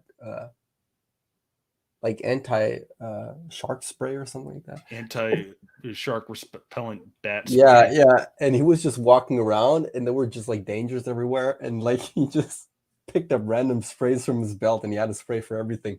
It was like really weird stuff. And it was like a meteor or whatever falling on Earth. And he was like, oh, where's my anti-meteor spray? I don't know, man. I just can't take the film seriously. I watched it several times actually when I was a child, but I don't know. I think if you look at from the like I don't just mean the Adam West Batman movie, I mean like the series as a whole. If you look at it sort of from the same mindset if you're watching, say, the Lego Batman movie, you can enjoy it for what it is. It's meant to be fun, silly, not take itself too seriously. Eh, Yeah. but it's obviously a different beast from the source material. Even though by the time of the '60s happened, they were already kind of getting a little bit silly before the show. So it's not like, oh, the show ruined Mhm. Batman's image. The comics kind of got silly because of the Comics Code Authority saying, oh, you can't have this stuff in comics. They have to be light for kids and so forth. So it Mhm. was already going in that path. But I think probably the best Batman movie period, Mask of the Phantasm, the animated movie. Mask of the Personally. Phantasm, right? Mask of the Phantasm is man, let me think because I have a ranking somewhere. Mask of the Phantasm is either my number one or number two animated film, but Ooh. but of like this of Batman animated films, not of all animated films. Oh, Um, I see. yeah. Another one I really like Uh, but that's also, there's a lot of nostalgia involved. I have to admit, is Sub-Zero, um, the Mr. Freeze one. Yeah. Yeah, yeah. Uh, but there's another one that I haven't watched that I have a lot of people telling me it's like the best. Like it's probably the animated film that most people tell me is the best. I think it's Under the Red Hood. It's called. I know it. I've seen it a bunch of times. I'm not sure if I would call that the best. It's a great representation, but I A lot don't of think it's the I have a best. lot of people telling me it's the best. I haven't watched it though. That's the problem. Mm. Um, like one movie, and that's like a hot take probably because I know a lot of people hate it. But one movie that I didn't hate that much, I'm not saying I liked it necessarily that much, but I didn't hate it, was The Killing Joke, the animated film. Well, you said you haven't read the comic, so I'll give you. I'm not saying his opinion is valid or not valid. I'm just saying like that's. I'm trying to be fair in terms of because the only part that's not from the comic is like the first half of the Barbara Gore, and they did that just to make it longer because others would have been a lot shorter, which is understandable. But I think if they're also at the same time trying to have that in there so it gives more weight to Barbara's crippling, I think it didn't really do it as well as it could have because Could obviously have been better. Could have yeah, been better. I agree. Batman and Batgirl should not have you know s- Yeah, so that's yeah. something that didn't bother me at all, and I am pretty sure that that has to do with me not having read many comics. I admit that, but that's what I'm saying. There's a difference between somebody that's heavily involved in the comics and somebody that's not, and for somebody that is a Batman fan like me but is not really heavily involved in the comics, that didn't really bother me, man, at all, to be honest. Well, I don't even think you Uh, necessarily need to be a comic fan to sort of have that bother you. I mean, because let's think of it from this perspective. Could you see Batman from the Dark Knight? Let's say Jim Gordon in that movie had a daughter that was, over 18 years old. Could you see that Batman having sex with her, knowing that, oh, she's Gordon's daughter? Yeah, I don't think that's to be really honest, I don't think that's weird, man. I mean, it depends how old she is, right? If she's like friggin' 18, he's 40, that's Well, it's kind not of so weird. much an age difference. Well, that's a minor point, but it's more so like why would Batman do it? That's a friend of his. That's a violation of trust. Nah, I disagree, man. I disagree. She's Yeah, she's but an adult. She does what she wants. Um, I disagree. I disagree. and Um, also once again like Batman and Batgirl sisters kind of like more of a mentor student sort of thing. Like when they've teamed up because she kind of yeah, but nah. It really yeah does. to I each don't know their what own. to tell you, bro. It just doesn't bother me at all. I just think it could have been, I think the romance story could have been better, but it didn't bother me at all. It was okay. It just Uh, came across to me as more of Bruce Timm's fan fiction. I can't even remember if he was involved in that. I think he was. I could be wrong. could be. I don't know. I'm just saying it didn't bother me. Yeah. And It was better than the Batman Harley Quinn animated movie. I didn't watch that whole thing, but I watched enough clips to say, yeah, this sucks. I didn't see that one either. But what I don't know, the ending of the Killing Joke was also kind of unsatisfying. I don't know, man. That's Was pretty much how it is in the comic. Pretty much, not verbatim. I Reason would I I think I gave it like a 6 out of 10. Killing yeah. Joke. Yeah, I think the reason why the comic is superior because well, one thing the anime movie did was it followed the re-release of it where the artist of the who drew it, Brian Boland, he did a recolor of it, which was pretty much how the animated movie looked, much more gray and realistic. The original comic had like very expressive, over the top color palette, like all sorts of oranges and purples and greens. Like nothing looked realistic. It looked like it was out of a psychedelic fever dream color palette sort of thing. And I think that sort of gave it sort of a much more striking visual than in the animated movie. And also because the way comics are set up, because the guy who wrote the comic, Alan Moore, he knows how the potential of comics are as a format, not just in terms of writing, but also like how the page layout is. And he like really works with the artist. Like he says, if you know a way to make this better, do it. Don't take my word as gospel, but like he'll sort of give suggestions of maybe make these pages, parallel, have this panel of this page that's a flashback sort of be reflective of the next panel, which is in the present, like, Joker looking at his wife when she's pregnant, and then the next panel is him looking at his reflection in a machine or whatever, that sort of thing. Mm-hmm. Yeah. Yeah, I don't know. Maybe I'll read it someday. We'll see. What other movie It's I on like? everybody's top 10 list, it seems, for Batman graphic novels. Yeah. I'll I didn't definitely. mean to cut you off. I'm sorry. I think I even have it. Let me just check. I'm pretty sure I even have it on my Amazon wish list. Yeah, I do actually. Yep, I have it here. It is. Yeah. Bonus. Another movie I liked is the Son of Batman. I like that one.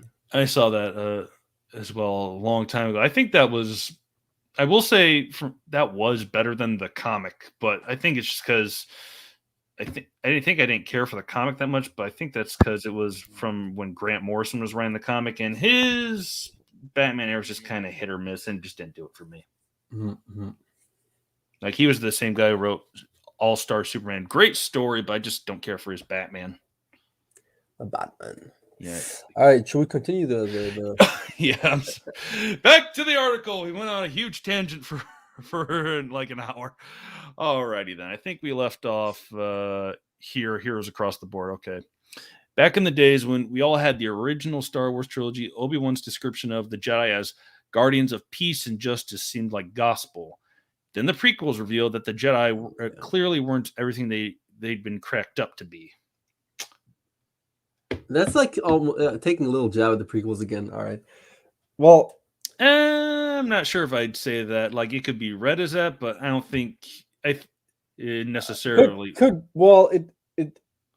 I think it's a minor jab, to be honest, because I know wouldn't be the first time that Screen Rant does that, but true. I still agree with the statement, but I don't think that's like a bad thing necessarily, because I don't think that Obi-Wan ever look.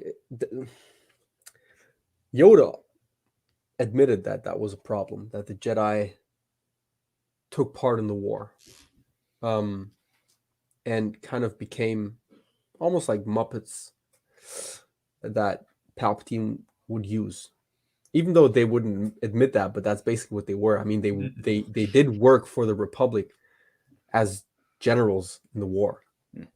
So it's not really like they weren't picking sides. They definitely were. And that was a problem. I agree with that.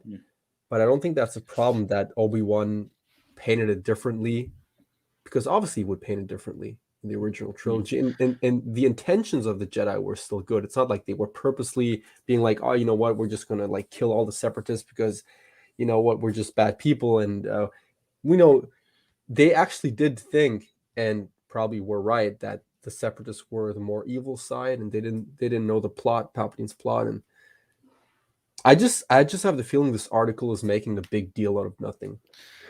Yeah, and one thing to keep in mind is, because they mention, Obi-Wan's description, Jedi of peace and justice, they are partly taking it out of context. Obi-Wan says, for over 1,000 generations, the Jedi Knights were the guardians of peace and justice. Let me repeat that. Over 1,000 generations. The prequels were what? The last less than 20 years of that 1,000 generations. So, of course, they are probably at the end of an era. And we're only seeing that era as opposed to the 1,000 and even generations. even that, if you would consider the EU canon, that's bullshit, kind of, because that, like, the Jedi were like battle hardened warriors in the Old Republic. So 1,000 generations, if you take it literally, anyways, that would be like, even that would stretch to even like 10,000 years, isn't it? That would stretch way before the Old Republic. So that's what I'm saying. Like, they're just making a big fuss out of something that he just like said, that people would probably randomly say as well these days. Like, you don't expect him to be super literal with his words. Like, I don't know. This article just really seems like clickbait, because it just seems like they just made up a topic for like simple minds to read and be like, oh yeah, I never thought about that. Oh, this Jedi suck. That's what it feels like. Who reads an article like that actually knows Star Wars lore and is like, okay, that just gave me food for thought. This And we haven't even gotten to the actual 15 times Jedi were worse than the Sith. So what does that tell you? Damn. Oh, all right. Okay, let's go. Let's go It ahead. says, deeper you dig into Jedi history, the clearer it becomes the Jedi are villains in their own right. I'm just going to quickly say no, because villains are typically Damn. actively evil. Even if they're not Yeah. thinking they're evil, they're typically actively evil. And the Jedi are Jedi were trying to never be actively good. exactly. They were They never make evil. mistakes, but they're They good. just made mistakes. Yeah, they were good and made mistakes. That's like, yeah. Anyways, Everyone wants perfection, it seems, even in fiction. All right, number 15. They tried to overthrow the government. When the Jedi Council learned of Palpatine's true identity, they immediately sought to remove him from office on their own, despite the fact he was an elected official. In oh attempting my god. a unilateral government takeover, the Jedi played right into Palpatine's plan. It was the very excuse he needed to bring his admittedly evil plans to fruition and rule the galaxy. Palpatine's empire eventually becomes a more oppressive entity than the Jedi could have been, but that's certainly no rationalization for the way they tried to take him out. Bro, this just makes me want to slap whoever wrote this article. To be honest, this is like being like, you know what, Batman actually sucks because whenever he finds bad guys, he doesn't call the police. He handles it himself. And you know what? That's illegal. So Batman is actually evil. And I've seen people argue that. Like, don't get me wrong. I've And seen people. And one thing, keep in mind, at this point in time in Star Wars history, the Jedi are generals. They are trusted members of the army. Leading the army of the Republic. They're Exactly. part of the Republic. They're kind of trusted by Yep. a lot of the public. There's distrust, I'm sure. I mean, that's been expanded in the Clone Wars.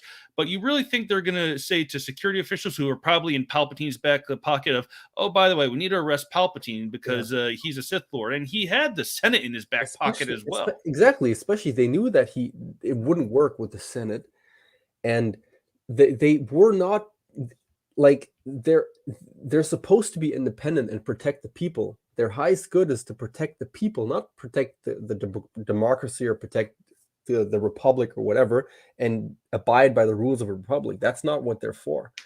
They're there to protect the people. And I don't know, man. Like this is so dumb. This makes no sense at all. And that goes against also this whole. That's what I mean. Like, person who wrote this article didn't understand Star Wars because that's mythology, man. The Jedi are the heroes. Did you ever see like a story in mythology where the hero abides by the rules and he knows that somebody's evil and he wants to do something about it, but he does it in the most dumbest way by, in this case, trying to convince senators to vote him out or what? Yeah, the Jedi are trying to be active because their mindset is probably because Exactly. Mace was leading. He's thinking every moment we waste not arresting Palpatine is a moment he could escape. He could Exactly. rally more people to his cause, bringing more death and harm to the galaxy and so forth, making the dark side stronger. They're being Exactly. active. Granted, you could argue that their activeness made them fall, and you could say they acted quick and easy path, like the way of the Sith that led to their fall. Yes, but they were trying to be active from a perspective of good. Yep. Did they make a mistake? Yes, and it did lead to their downfall, but that's why they fell. But that's not one of the mistakes, though. This in particular, I wouldn't call that one of the mistakes. Yeah, their choice wasn't a mistake. They're trying to do good, but they didn't have maybe they didn't fully think it through. They probably should have had like maybe a few more Jedi. Few more Jedi, yeah. Well, they probably underestimated his power. And I mean, like, to be fair, they didn't know like that he was using, like, they didn't know his whole plan with Anakin. And to be fair, Mace Windu, look, obviously, Palpatine was just kind of lost on purpose against Mace Windu, but I still think it would have been a difficult fight for Palpatine. Yeah, I think if Yoda hadn't been on Kashyyyk and Obi-Wan hadn't been on Utapau and they had gone there a lot with Mace and Anakin, I think they probably would have been able to arrest Anakin. Just thinking, 4 Jedi Council members, they'd be able to take on Palpatine, not necessarily. But if it was Yoda, Mace, Obi-Wan, Anakin, oh yeah, I think they could have arrested him, Oh especially yeah, because that would have been a sign of trust from Mace. Like, okay, Anakin, you can come, and he's like, we're definitely going to arrest him, and then Anakin would have had trust in Mace. He wouldn't have had reason to kill him because that's the only reason he cut off Mace's hand, because he was about to kill Palpatine. I need him. yep, yep. All right, continue, bro. Oh Next yes. one. Number 14, when they created the Sith. Oh, here we go. In reaction to the passivity and overt temperance of the Jedi ways, the Sith developed into an entity that favored the power of passion, pain, and anger. Had the Jedi not been so hasty to cast out one of their own, they might have been able to learn the value of the dark side of the Force and blended both dark and light to actually achieve the balance that they spent centuries Okay. paying lip service to. We Instead, don't. they hastily rejected what they didn't understand and created a destructive binary with thousands of years of repercussions.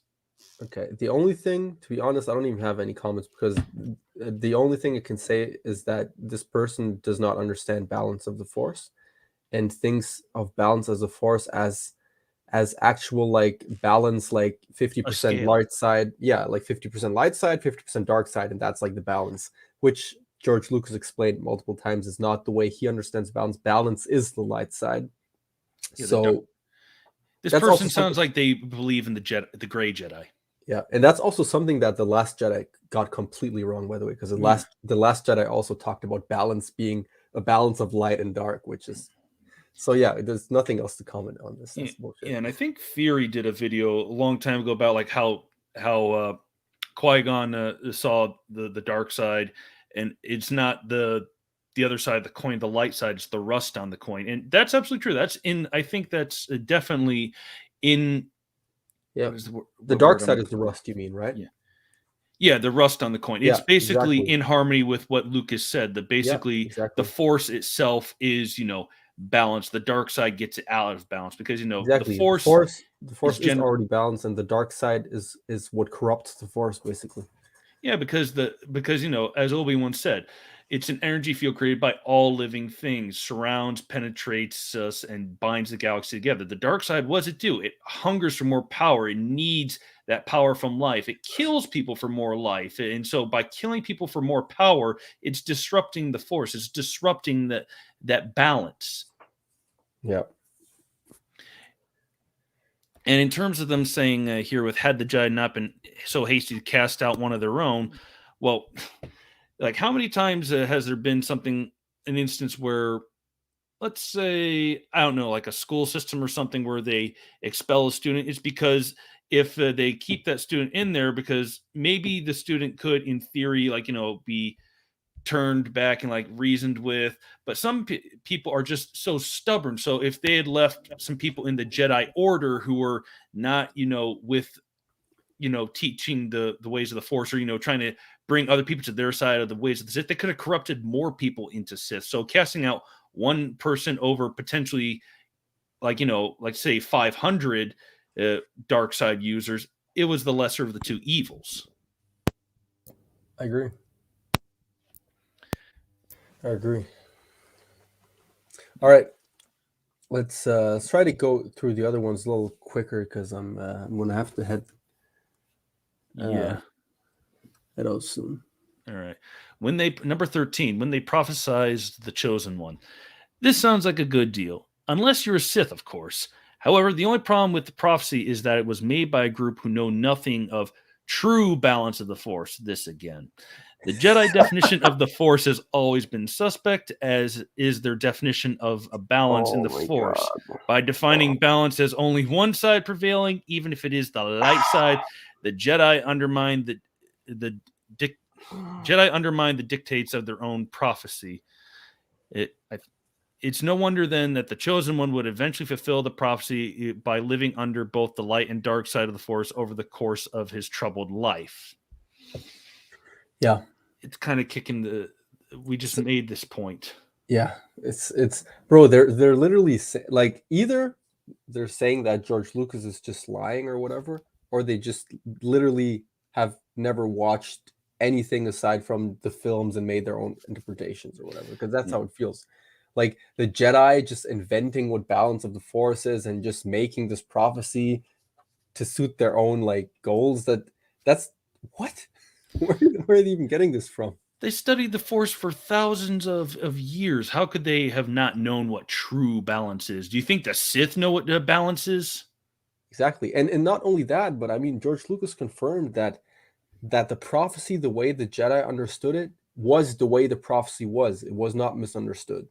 He even said that. He even said that in like, you know, like a lot of people. I hear a lot of people that argue, like a lot of people that can't accept that Anakin is the chosen one, or that you know, the Sith is not supposed to be not supposed to return, or whatever. I get this from a lot of sequel trilogy defenders, but also like EU purists and stuff. And then they argue that, you know, they take Yoda's quote that the prophecy could have been misread. And I'm like, bro, first of all, that's like logical fallacy, because you're taking a quote about a universe from a person within that universe. That's dumb. Makes no sense. You got to take it from the creator. And the creator said, he explained in the Chosen One featurette of Revenge of the Sith that the prophecy was fulfilled, and by Darth Vader, and explained everything perfectly. And then at the end of it, he said, "So the prophecy was never misunderstood." Mm-hmm. And also, Yoda is not saying, "Oh, the prophecy was misread." He's speculating the Could have been, prophecy yeah. could have been He's misread. just exactly. He's And just it's a not so character. much what the prophecy entailed, but it's not so much what the prophecy meant, but how Anakin brought balance to the Force. Because Yeah, everyone has a destiny, everyone has free will. Anakin was destined to destroy the Sith, but the means of how he did it, he had to choose how he went that way. It was a bit of a disastrous path for the Jedi, but at the same time, the prophecy was still fulfilled, and then there was one single Jedi left in the end that would have restored the Jedi Order, being Luke. I agree. And like I said, again, it doesn't even matter what Yoda said, because Yoda is just a character. You know what I mean? Like Yoda could have said, the prophecy doesn't exist, and that would have not changed the fact that it still existed. You know what I mean? Like it's so irrelevant what a character in the story says about what actually is fact within that story. So Yeah. I It's don't like get it's like taking what Han said in A New Hope. He said, "I've never seen anything make me believe there's one all-powerful force that controls everything. exactly, It's all bro. simple tricks and nonsense." Exactly, man. It's just perfect what you said. It's like arguing that the force doesn't exist because Han said that. It's Yeah. like, what? And also, not to mention, like we Oh mentioned how, man. the ways of the Sith, lead to a misbalance in the Force. It, keep in mind, like what happens when, this, like I mentioned, how, oh, if one Sith that dark side users around, it could be disastrous for the whole galaxy. And what happens when there are two Sith in the very end, no Jedi? There's 20 something years of Sith oppression. God knows how many people were killed just from stormtroopers rallying people up who are suspected of being traitors or spies. And then a Yeah. massive super weapon gets built up, likely by a lot of slaves and labor of that nature, and a planet gets destroyed. You think Mhm. there's really anything you can learn from the dark side Yeah. when that is something that the dark side led to? Yeah. Yeah. Exactly. All right, moving on. Number 12. They were when they indoctrinated children and made them soldiers. Oh For my god.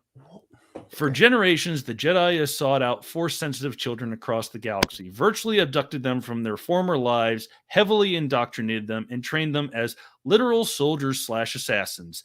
That is not quite the recruitment practice of your model good guys. In The Empire Strikes Back, Yoda momentarily dismisses the idea of training Luke as a Jedi, saying that he's too old to begin the training. If one's definition of too old is anything past the age of 8, then this statement is pretty ridiculous. Luke may have been too old to begin Jedi training by Jedi standards, but the Jedi standards are practically child abuse. You want to start, or should I?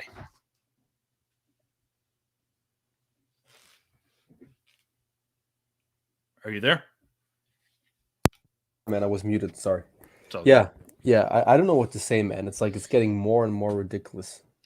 Because It's they're only also looking from the angle of the Clone Wars. Because keep in mind, the exactly. thousand generations before, I the know. Jedi Knights were But guardians of peace and even from justice. that angle, bro, it doesn't make sense. Yeah. It's just they're just I don't know. At this point, I don't even know if this is supposed to be like satire or something, Yeah. because I can't imagine anyone watching Star Wars and actually thinking that way. Yeah, train them as literal soldiers and assassins. Yoda says a Jedi uses the Force for knowledge and defense, never for attack, which is something assassins do. So some soldiers, they are there for defense, but there is a lot of attack involved depending on the circumstance. Jedi, Yeah, but bro, knowledge and defense. the thing is with the Jedi in the Clone Wars, who do they attack? They attack droids. They don't go and attack people. They don't attack living things. The only living creatures they kill are like, ones trying to kill them. Yeah, and when they kill, they're typically protecting people who are Exactly. innocent. But like most of the time, bro, 99.9% of the time in the Clone Wars, they're killing droids. You can't even call it killing. They're, Exactly. destroying droids. Like they make it sound like it's an army of people that are slaughtered by Jedi. Like, Once in a while, maybe a bounty hunter or a general leading droid forces that refuses to surrender is about to kill a hostage or something, or a Sith Lord, yeah, but exactly. not many non droids that they killed during the Clone Wars. Not many. Yeah, exactly. And also, with them saying that, oh, Luke too old to be trained because he's past 8. Keep in mind, there's a lot of people that have gone through this, that Luke had already formed attachments with his friends. When you're younger and you're, like, say, toddler range, you haven't necessarily formed as many attachments to your family that you would like when you're, say, 7 or 8 years old. Yeah. Like if like children are taken from their parents at that age, or let's say their parents were killed in a car accident to go live in a foster home, that like psychologically they're going to be have a hard time adjusting compared to someone who might have parents might have died in a car accident when they were 1 to 2 years old and might not have as much memory. Mm-hmm. Yep. Just Agree. as an example, it's probably not the best example Yep. because yes, attachments makes you a little more vulnerable to the dark side, No, I falling agree. to the dark side. I agree. Yeah. Makes sense. Yeah. So moving on, number 11, when they committed Sith genocide. This is getting into the EU. By the time of this order, the Sith were already in retreat, and many had given up on the conflict altogether. That didn't stop the Jedi from carrying out the order and committing what would later become known as the Sith Holocaust. Sadly, the Sith Holocaust isn't the only time that the Jedi committed some form of Sith genocide. They also triggered a kyber crystal superweapon on the planet Malachor and instantly petrified every Sith on the planet. Sorry, Jedi, but no militarized religious order with multiple counts of genocide under their belt should be able to call themselves the defenders of galactic peace and justice. Mhm. Well, two things. First of all, totally irrelevant because it's not canon anyways, but whatever. And second of all, uh, I mean, they have a point. I'll give them this. They have a point, but it also seems like they only heard stuff, like they watched like Rebels where it was mentioned that that happened or whatever, but it doesn't really seem like they actually played the Old Republic games or something, because in the Old Republic games, SWOTOR or KOTOR, it's pretty clear who the bad guy is. So And also keep in mind how aggressive the Sith species, this is talking about the Sith species, are. When yeah, during oh the yeah, that's when what I'm the saying. when the Sith species first came along, I think it was a Republic scout ship was just coming along to explore the regions of space, and they landed on Corbin where the Sith species were. They thought it was a Republic scout ship, and they basically instigated war and be like, "Oh, this is a sign of Hmm. war. We're gonna start fighting." They instigated the war to begin with. The Hmm. Jedi, yes, it was a little far for them to basically kill every Sith known, but if Well, they had allowed them to live, they're probably, who knows how much longer that war would have gone on for. Was it justified? Kind of. I mean, yes, kind of. but morally wrong. Oh, yeah, I'd say so. Well, the thing is, like, who were the Sith? I think they don't. I think, look, I think like the Screen Rant author doesn't really, like I said, I don't think he really knows what he's talking about. He just heard some stuff, because when you play He the skimmed games, Wikipedia.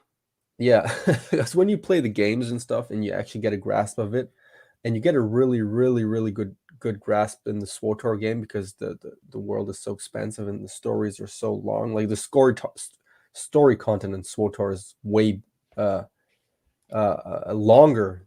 It's way longer than in KOTOR, so there's just much more information. And the Sith Empire was basically like the Nazis. They were like the Nazis basically. The pureblood Sith were racist towards everybody that wasn't a pureblood, even towards other Sith that weren't pureblood Sith.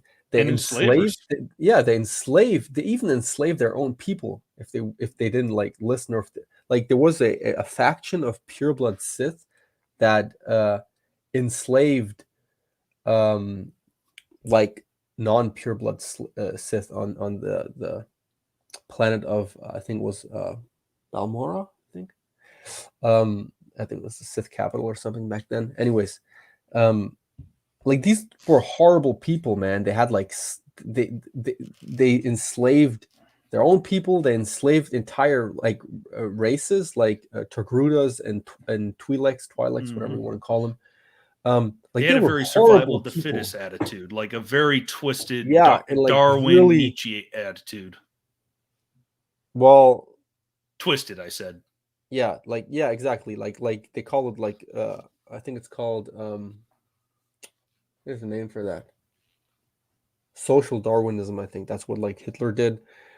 Like it's crazy, man. Like they're almost worse than Palpatine.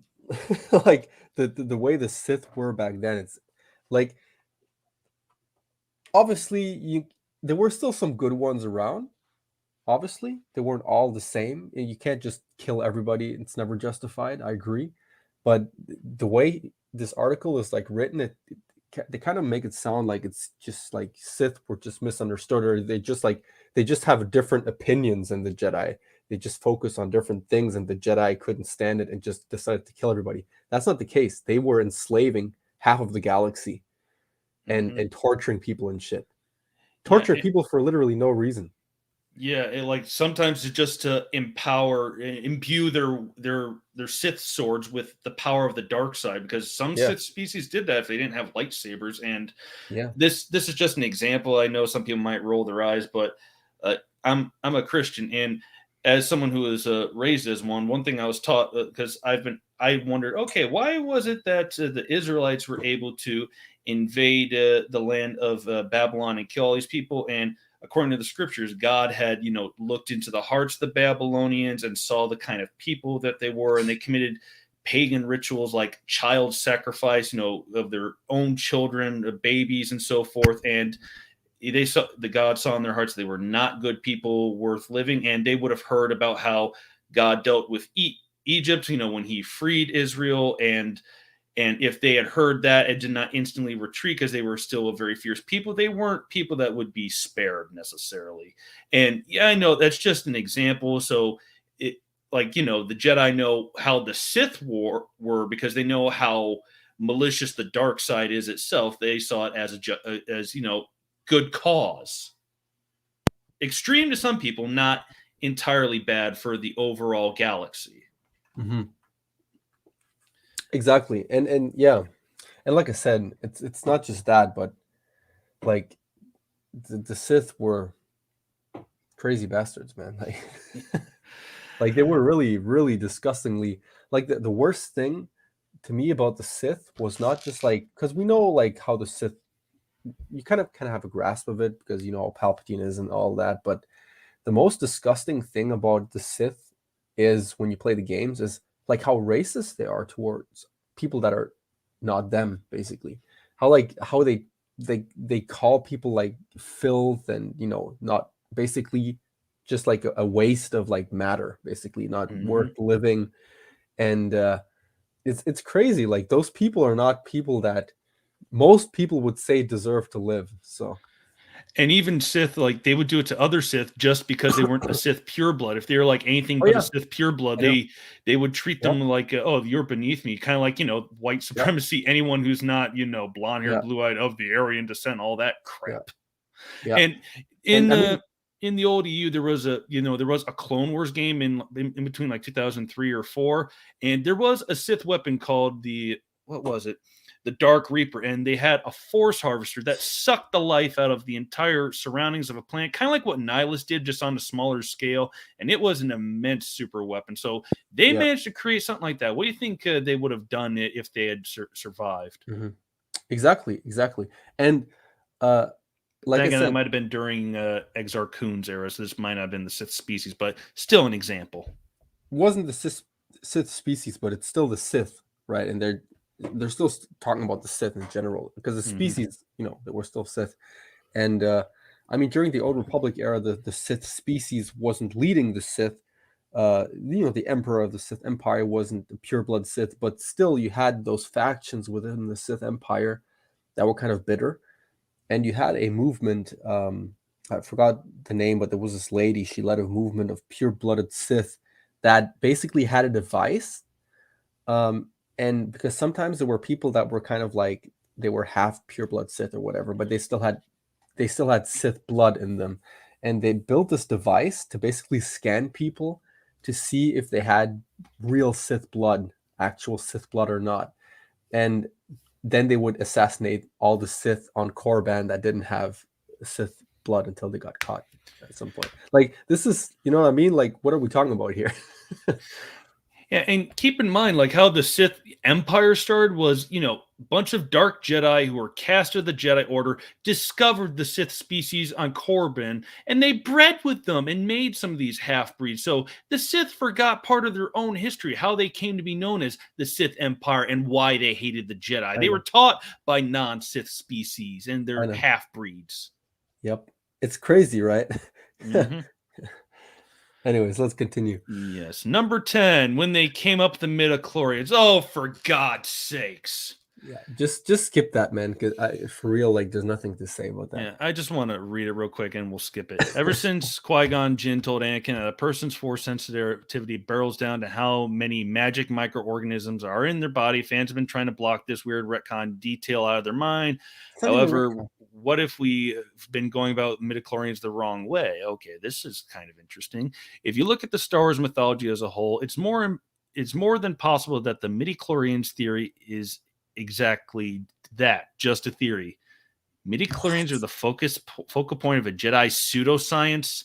The Jedi were both arrogant and ignorant in thinking they had all the Force all figured out, to the point they could explain away the ultimate mystery by coming up with some imaginary microscope Force organism.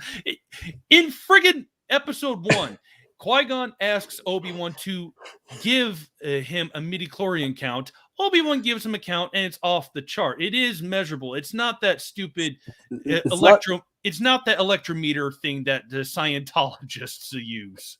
It's not just that, bro.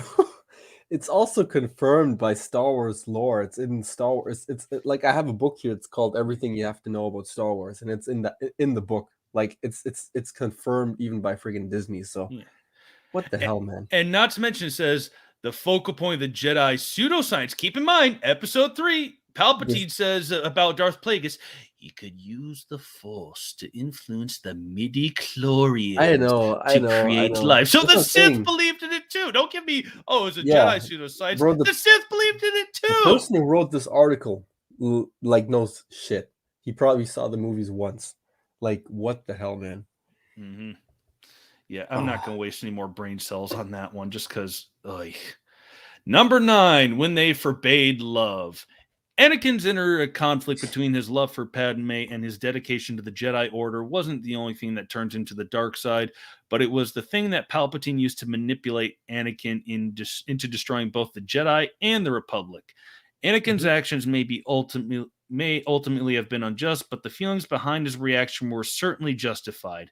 The Sith may be painfully misguided in their violently unchecked passion, but the Jedi's rejection of virtually all emotion is equally, if not more, destructive. More destructive. Okay. So it's more destructive than enslaving people. Okay. All right. Well, I would just say one thing. I'm just gonna say one thing real quick. They argue that it's his love to Padme and, like, his feelings basically that gave way for Palpatine to manipulate them, and eventually led to his fall. Well, That's why they forbade love. That's exactly the reason. He just didn't abide by the rule. If he would have abided by the rule, it would have not happened. And if the rule would have not existed, it could have still happened the exact same way. Yeah. So, And that's all I'm gonna say. also, episode 2, Padme even says to Anakin, I thought love was forbidden for a Jedi. He clarifies attachment is forbidden.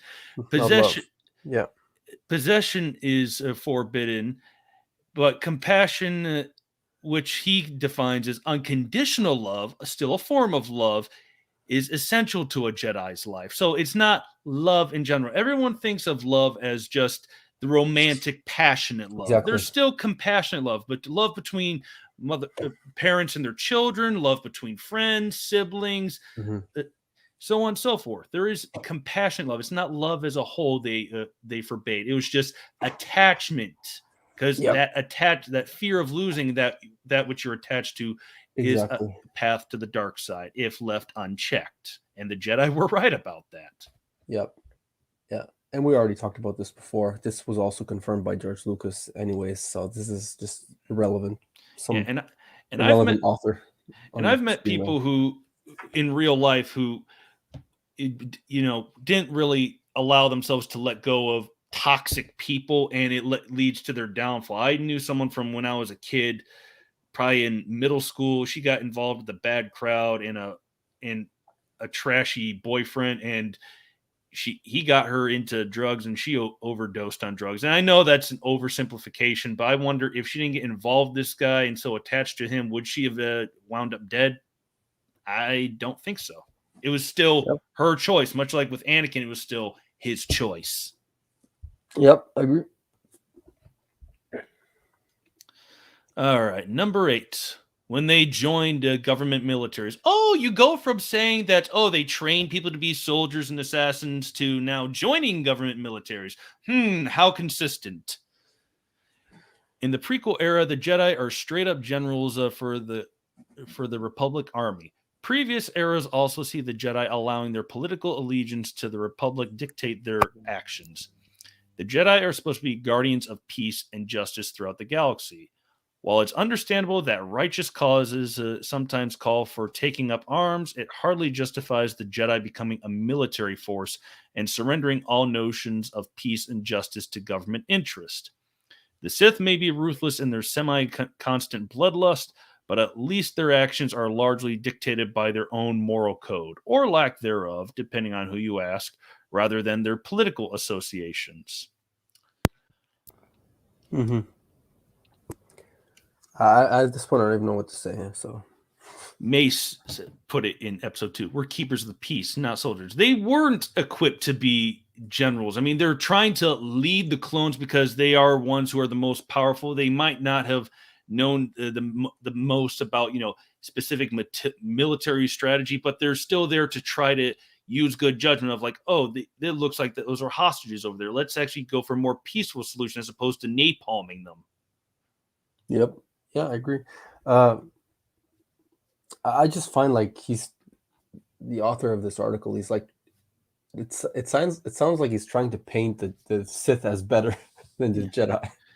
The Jedi were hesitant to become soldiers. So weird, the way he phrases his sentences sometimes. Yoda even said, wars not make one great. It shows like, they don't want to be fighters of the, join the government military, but they sometimes might not had no choice. And even though the EU should not be relevant necessarily to defend, but since they, brought in, the Sith Holocaust. Exactly. They brought it in. Keep in mind the Knights of the Old Republic, the Jedi during the time of Revan, they were hesitant to join the Republic in the war against the Mandalorians. It was Revan who got the Jedi involved. And it was mostly Jedi who followed him. It wasn't officially from the Jedi Order. They're actually hesitant to the idea. Yes. And the only reason that they became involved is because, Revan came back with an armada and he's now the new Sith. Okay, we have to get involved because this is partially our problem. That's why the Jedi were involved in the Clone Wars, because they could sense the dark side was involved. It wasn't like it was just my young conflict. apprentice. It's not like, say, oh, Corellia was having an uprising because they disagreed with the Republic, and now them and a bunch of other separatist systems not associated with the Sith are going against the Republic. The Jedi would probably try to, be peace negotiators, but they wouldn't be military members, especially considering that that would probably be more likely against actual people as opposed to against battle droids, like how it was in the Clone Wars. Yeah, exactly. Sorry, I had to come up for air. All right. Anything else you want to add to that before moving on? Oh no, I'm good. All right. Number 7, when Obi-Wan straight up lied to Luke. Okay. Still, he's not without his flaws. There was that time he straight up lied to Luke about Daddy Vader, then justified his lie with some serious mental gymnastics. While it's clear that Obi-Wan is lying to Luke to protect him, the old "from a certain point of view" angle is a rather flimsy excuse. Even if he had only the best of intentions, Obi-Wan's excuse for lying to Luke about his father is a perfect illustration of how easily the Jedi can rationalize just about everything they do. Sorry, Obi-Wan, but from a certain point of view, you really blew it with this one. Okay. They're taking the decision of one Jedi and applying it to the whole Jedi Order. First that. Second, the article was 15 times the Sith were better than the Jedi, and the Sith lie all the time, so they were definitely not better. First of all, the Sith lie for no reason, and he actually had a good reason to lie. Similar, actually, like protecting somebody. It's kind of like the similar reason why like parents don't tell adopted kids right away that they're adopted. Like that's what I would compare it to. Like he did it to protect him. It's not like he was like, I'm going to purposely lie to him, so I don't know, to harm him or whatever. Like it's he didn't do it out of selfish reasons or anything. So yeah, and like you said, the Sith are liars all the time. Palpatine lied to the Senate about like who he was. He lied to the Jedi right to their faces and so forth. And Yoda said in Empire Strikes Back, "Join the dark side." Dooku has lies and deceit, creating mistrust are his ways now. That's the way of the Sith. Obi-Wan wasn't trying to lie to Luke verbatim, because what happens when Luke finds out the truth? He's hesitant to fight Vader and kill him. And Obi-Wan knows that is a possible danger, because Luke could be turned and swayed to the dark side from his attachment to Vader. Yep. And it's not really mental gymnastics like how they describe it, because isn't that far from the truth. I know. It really isn't. Like, this person doesn't really get Star Wars, but no. That's Screen Rant for you. Crazy. Number 6, when Pong Krell discriminated against the clones. Once again, holding one. Oh my Jedi, God! They're taking like the worst Jedi ever. Are you kidding me? As a galactic military force, the clones were obviously put through a wide variety of harrowing trials. One of their most harrowing was when they suffered under the fatal command of a bigoted Jedi general. Pong Krell was a Jedi master who turned to the dark side in an act of self-preservation after foreseeing the fall of the Republic. He also viewed the clones as dispensable pawns, intentionally putting clone legions in harm's way. Pong was eventually revealed to be more Sith than Jedi, but in his bigotry, selfishness, and deceit, he demonstrated how fragile the morality of the Jedi can be. That's a contradiction, isn't it? Yeah, he just contradicted himself.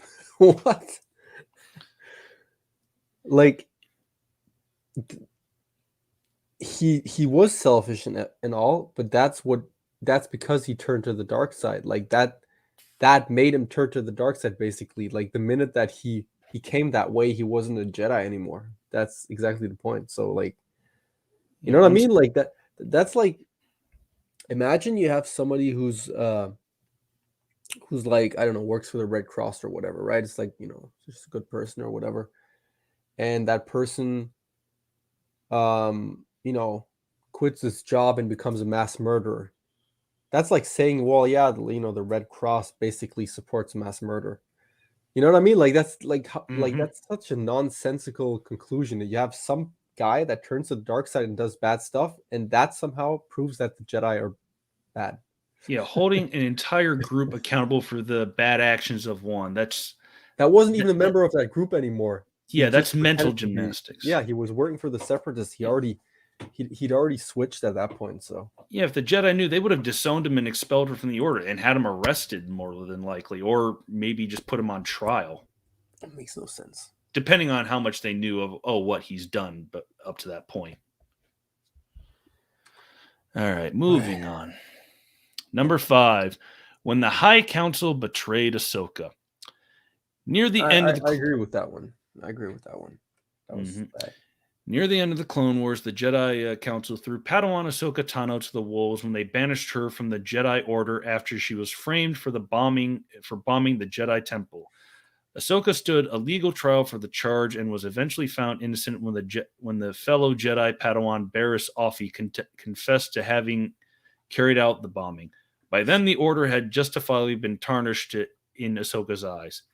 After the trial, Ahsoka put the Jedi Order behind her and set out on her own path. She would eventually become an early leader of the rebellion, a truly powerful Force user, and an example of what can be achieved when one isn't bound to the dogma and political interests of the Jedi Order.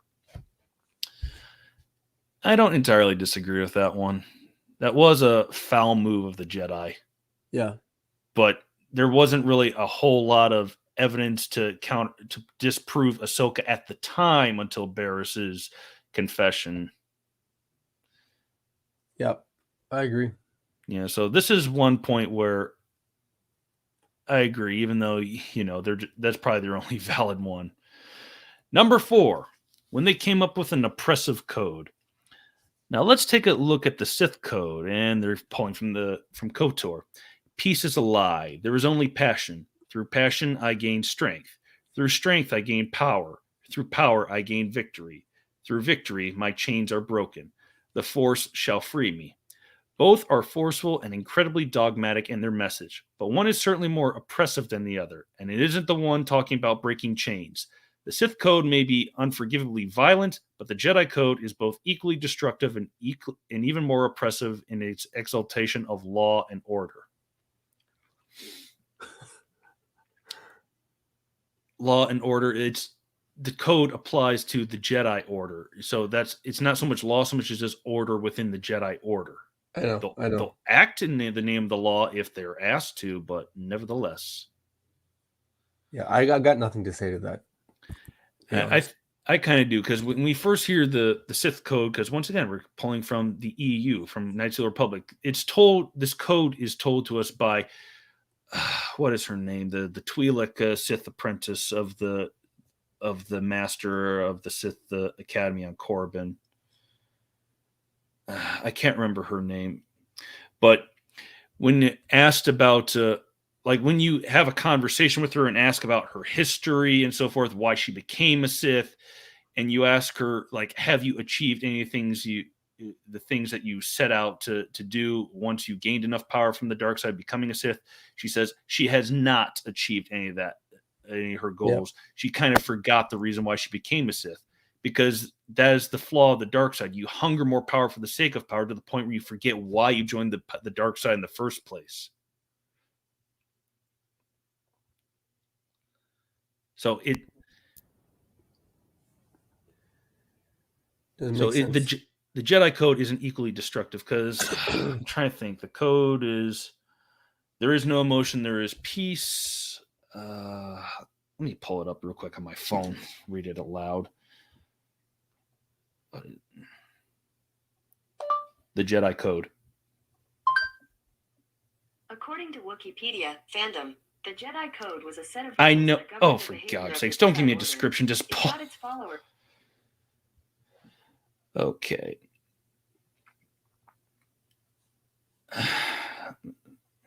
Sorry. Okay, here it is. The Jedi Code. This isn't really a code so much as it almost reads more like poetry to an extent, or I wouldn't say a haiku. I can't really describe. Okay, there is no emotion, there is peace. There is no ignorance, there is knowledge. There is no passion, there is serenity. There is no chaos, there is harmony. There is no death, there is the Force. What part of that sounded equally destructive and even more oppressive than the Sith code. Well, the thing is, I bet you money on that. The person who wrote the article doesn't know the Jedi code. More than likely. 100%. He just assumes that the Jedi code has some stuff in it that he doesn't like, and that's what he's writing about. I think they're just going off the movies because, obviously they're pulling the Sith code from the EU, from KOTOR, but they're not pulling the Jedi code. We only get lip service about the code in the prequels with like, the code forbids having more than one apprentice. He's just making assumptions and bro, this guy watched the movies once, made a bunch of assumptions, watched like Rebels or something, heard some stuff, Googled some stuff on Wikipedia. Not thoroughly, I might add. Yeah, just Googled some stuff. Like he just Googled the Sith code. I doubt he played KOTOR or something. Yeah, never. And there's this one guy on YouTube. You might have seen the video, the Philosophy of Creative video by the YouTuber who literally has no name. It's impossible to search him. But he makes a good point about the Jedi code. He says, reading it on its own, it doesn't make as much sense as it would when you add the word when to each sentence, as when there is no emotion, there is peace. When there is no ignorance, there is knowledge. When there is no passion, there is serenity. When there is no chaos, there is harmony. When there is no death, there is the Force. But then again, you could also read that final line as literal as there is no death, there is the Force. So when you put when at the beginning of each sentence, it does make a little bit more sense. Yeah. All right. Moving on. Number 3, when they decided that mind control was okay.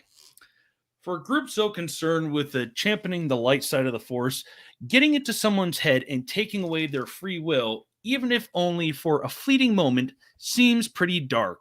Nothing more blatantly displays the hypocrisy of the Jedi than a Jedi mind trick, which is probably why it's not practiced by the Sith.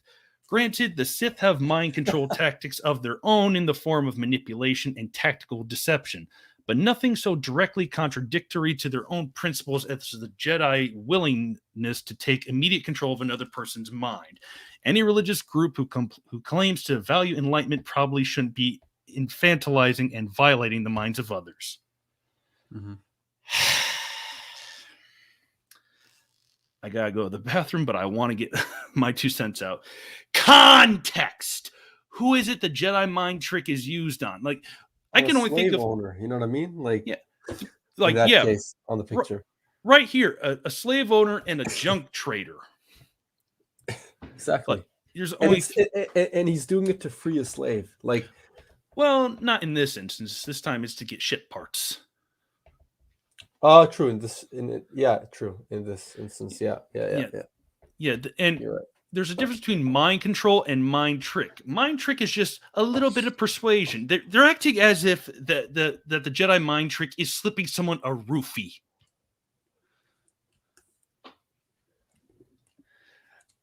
But think of this scene, the context. Qui-Gon, he needs ship parts so that they can, take their queen, who is in possible danger on Tatooine if she's discovered by the Hutts, the Trade Federation, or Tusken Raiders, for all they know. So he has to get the parts quickly. And Watto says, "Oh, your source of money? Yeah, that's not good for me." He's like, "Well, I can't really trade anything, but you'll take this money," because at least he could possibly trade it with someone who's, I don't know, a pilot that goes in the Republic, trade it for a currency that's relevant on Tatooine. Yep. And when Obi-Wan does it in A New Hope, obviously he's using it on a stormtrooper so they can pass, because otherwise they would have been arrested and possibly killed, and the droids would have fallen into the hands of the Empire. And when Obi-Wan does it in Attack of the Clones, he actually does it to help a guy. Oh, yeah. I forgot about that. So the Jedi, it's not like they're using they act as if they're using the Jedi mind trick on the Senate as a whole. They're only using it on individual people and over small matters that are helpful not to themselves, but also to a lot of other people. Yep. Exactly. Yeah. You want to say anything else on that? Oh, no, that's it. All right. I'll be right back. I gotta go to the bathroom real bad. All right.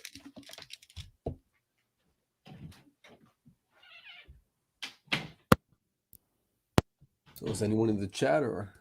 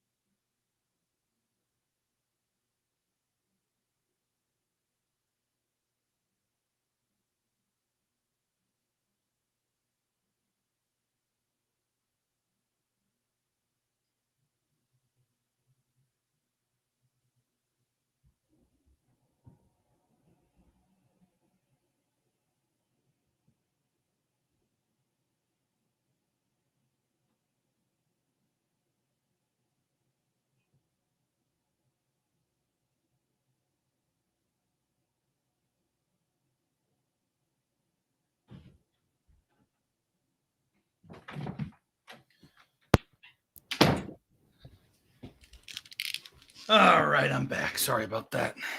What's up? Yeah, too much tea. I'm gonna quickly just check the chat. Someone keeps saying Vor Red or Vom Red, two different people. I hope that's not I think bots. that's like, yeah, I think those are bots or something. Yeah, one of them looks like, what is that, Russian text?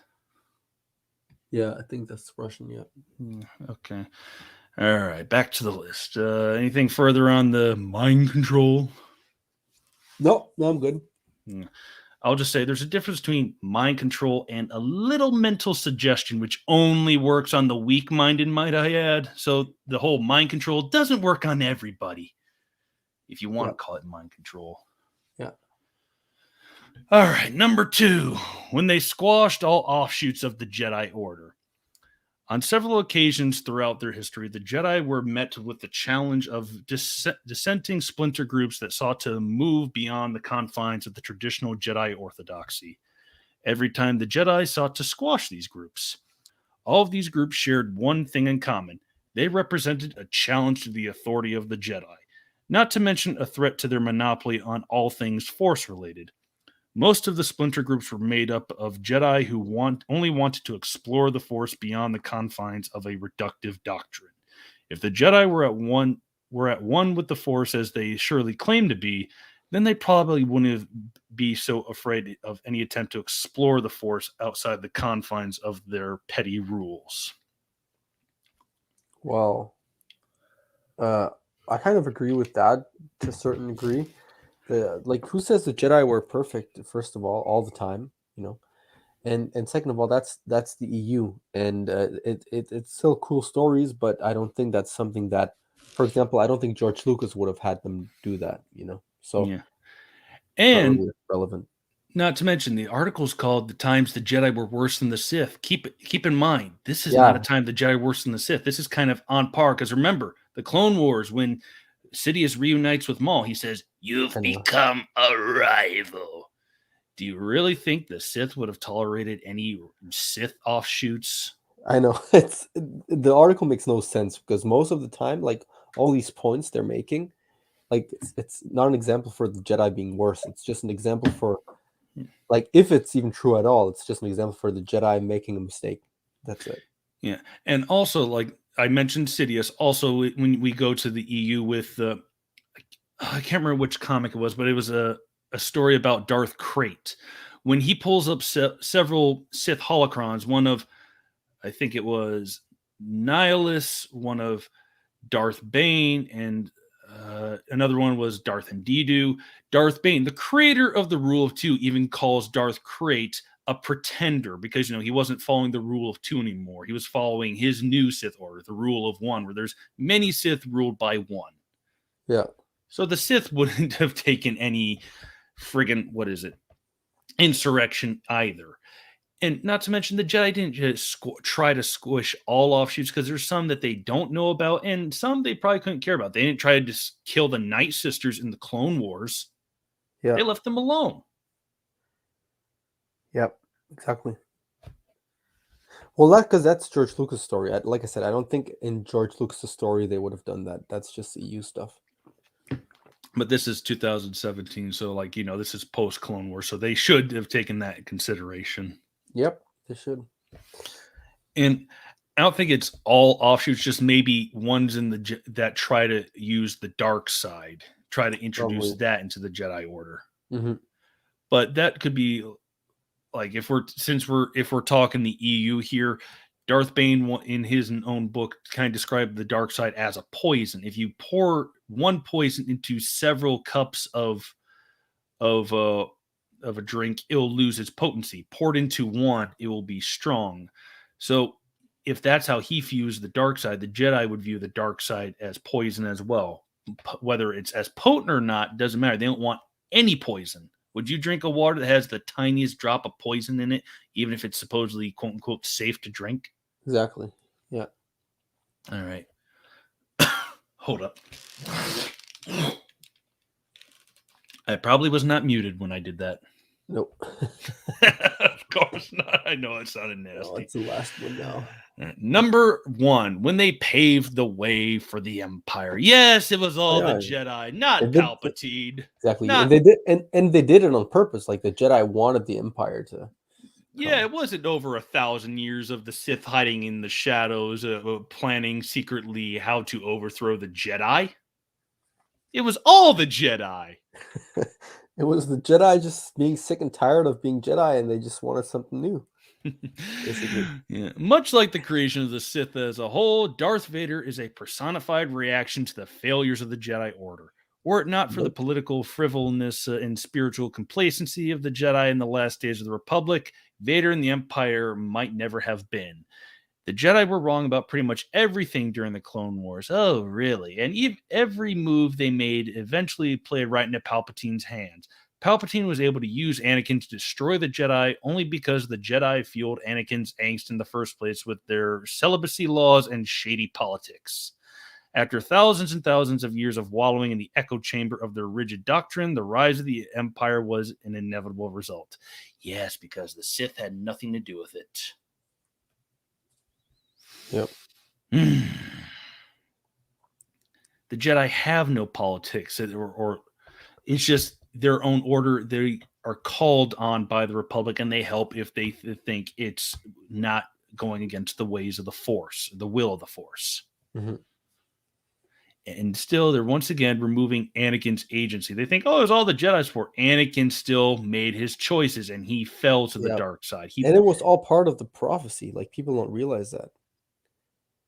Mm-hmm. Like the prophecy existed. It's not just like randomly happened because the Jedi sucks, you know. Saying the Jedi were wrong about pretty much everything during the Clone Wars. Really? Everything? Every single thing? Yeah. Every little thing that might have saved lives, like those lemurs on that whatever system it was. Yeah. That was a wrong move. Telling them, oh, you got to learn to defend yourself at least. Yeah. Oh, yeah. Oh, man, that was a crazy article, bro. That was probably one of the worst Star Wars articles I've ever read. Not going to lie. Yeah. Painfully bad. Screen Rant. What can I say? And this is by Andy Anderson. I want to know what pot he was smoking. All I could say, anyone watching this currently or in a rewatch, do not contact this person via email, Twitter, social media, anything. Leave this person alone. He has a bad opinion, and I'm sure he got paid to write his bad opinion for Screen Rant if he didn't have to stretch his opinion to make more money. But he has the right to his opinion, even if it's a wrong opinion. Yeah. Damn. It's true. And that was just one. I had like 2 other articles pulled up. I know you can't be up too late, so I'll save those for another time. Yeah, I'm going to have to head out. Now actually. It's already past 5 a.m. here in the morning. But yeah, next time we do the other article, man. Yeah, for sure. And maybe we can, I don't know, you have a means of contacting General Qatar, and I don't have Twitter, so I don't have a means. Yeah, sure. Yeah, if next time I invite you on here, just pass that along to him. Tell him he's free to join if he's available. Yep, sure. All right, sweet deal. All right, I'm trying to think of anything to say in conclusion. Oh, may the Force be with you. Yeah, that's right. May the Force be with you. Episode 1 for 6 forever. Which is Jedi propaganda. So, beware. Oh, absolutely. So, we still have 1 viewer, and it's for some reason counting me as a viewer. I don't know how.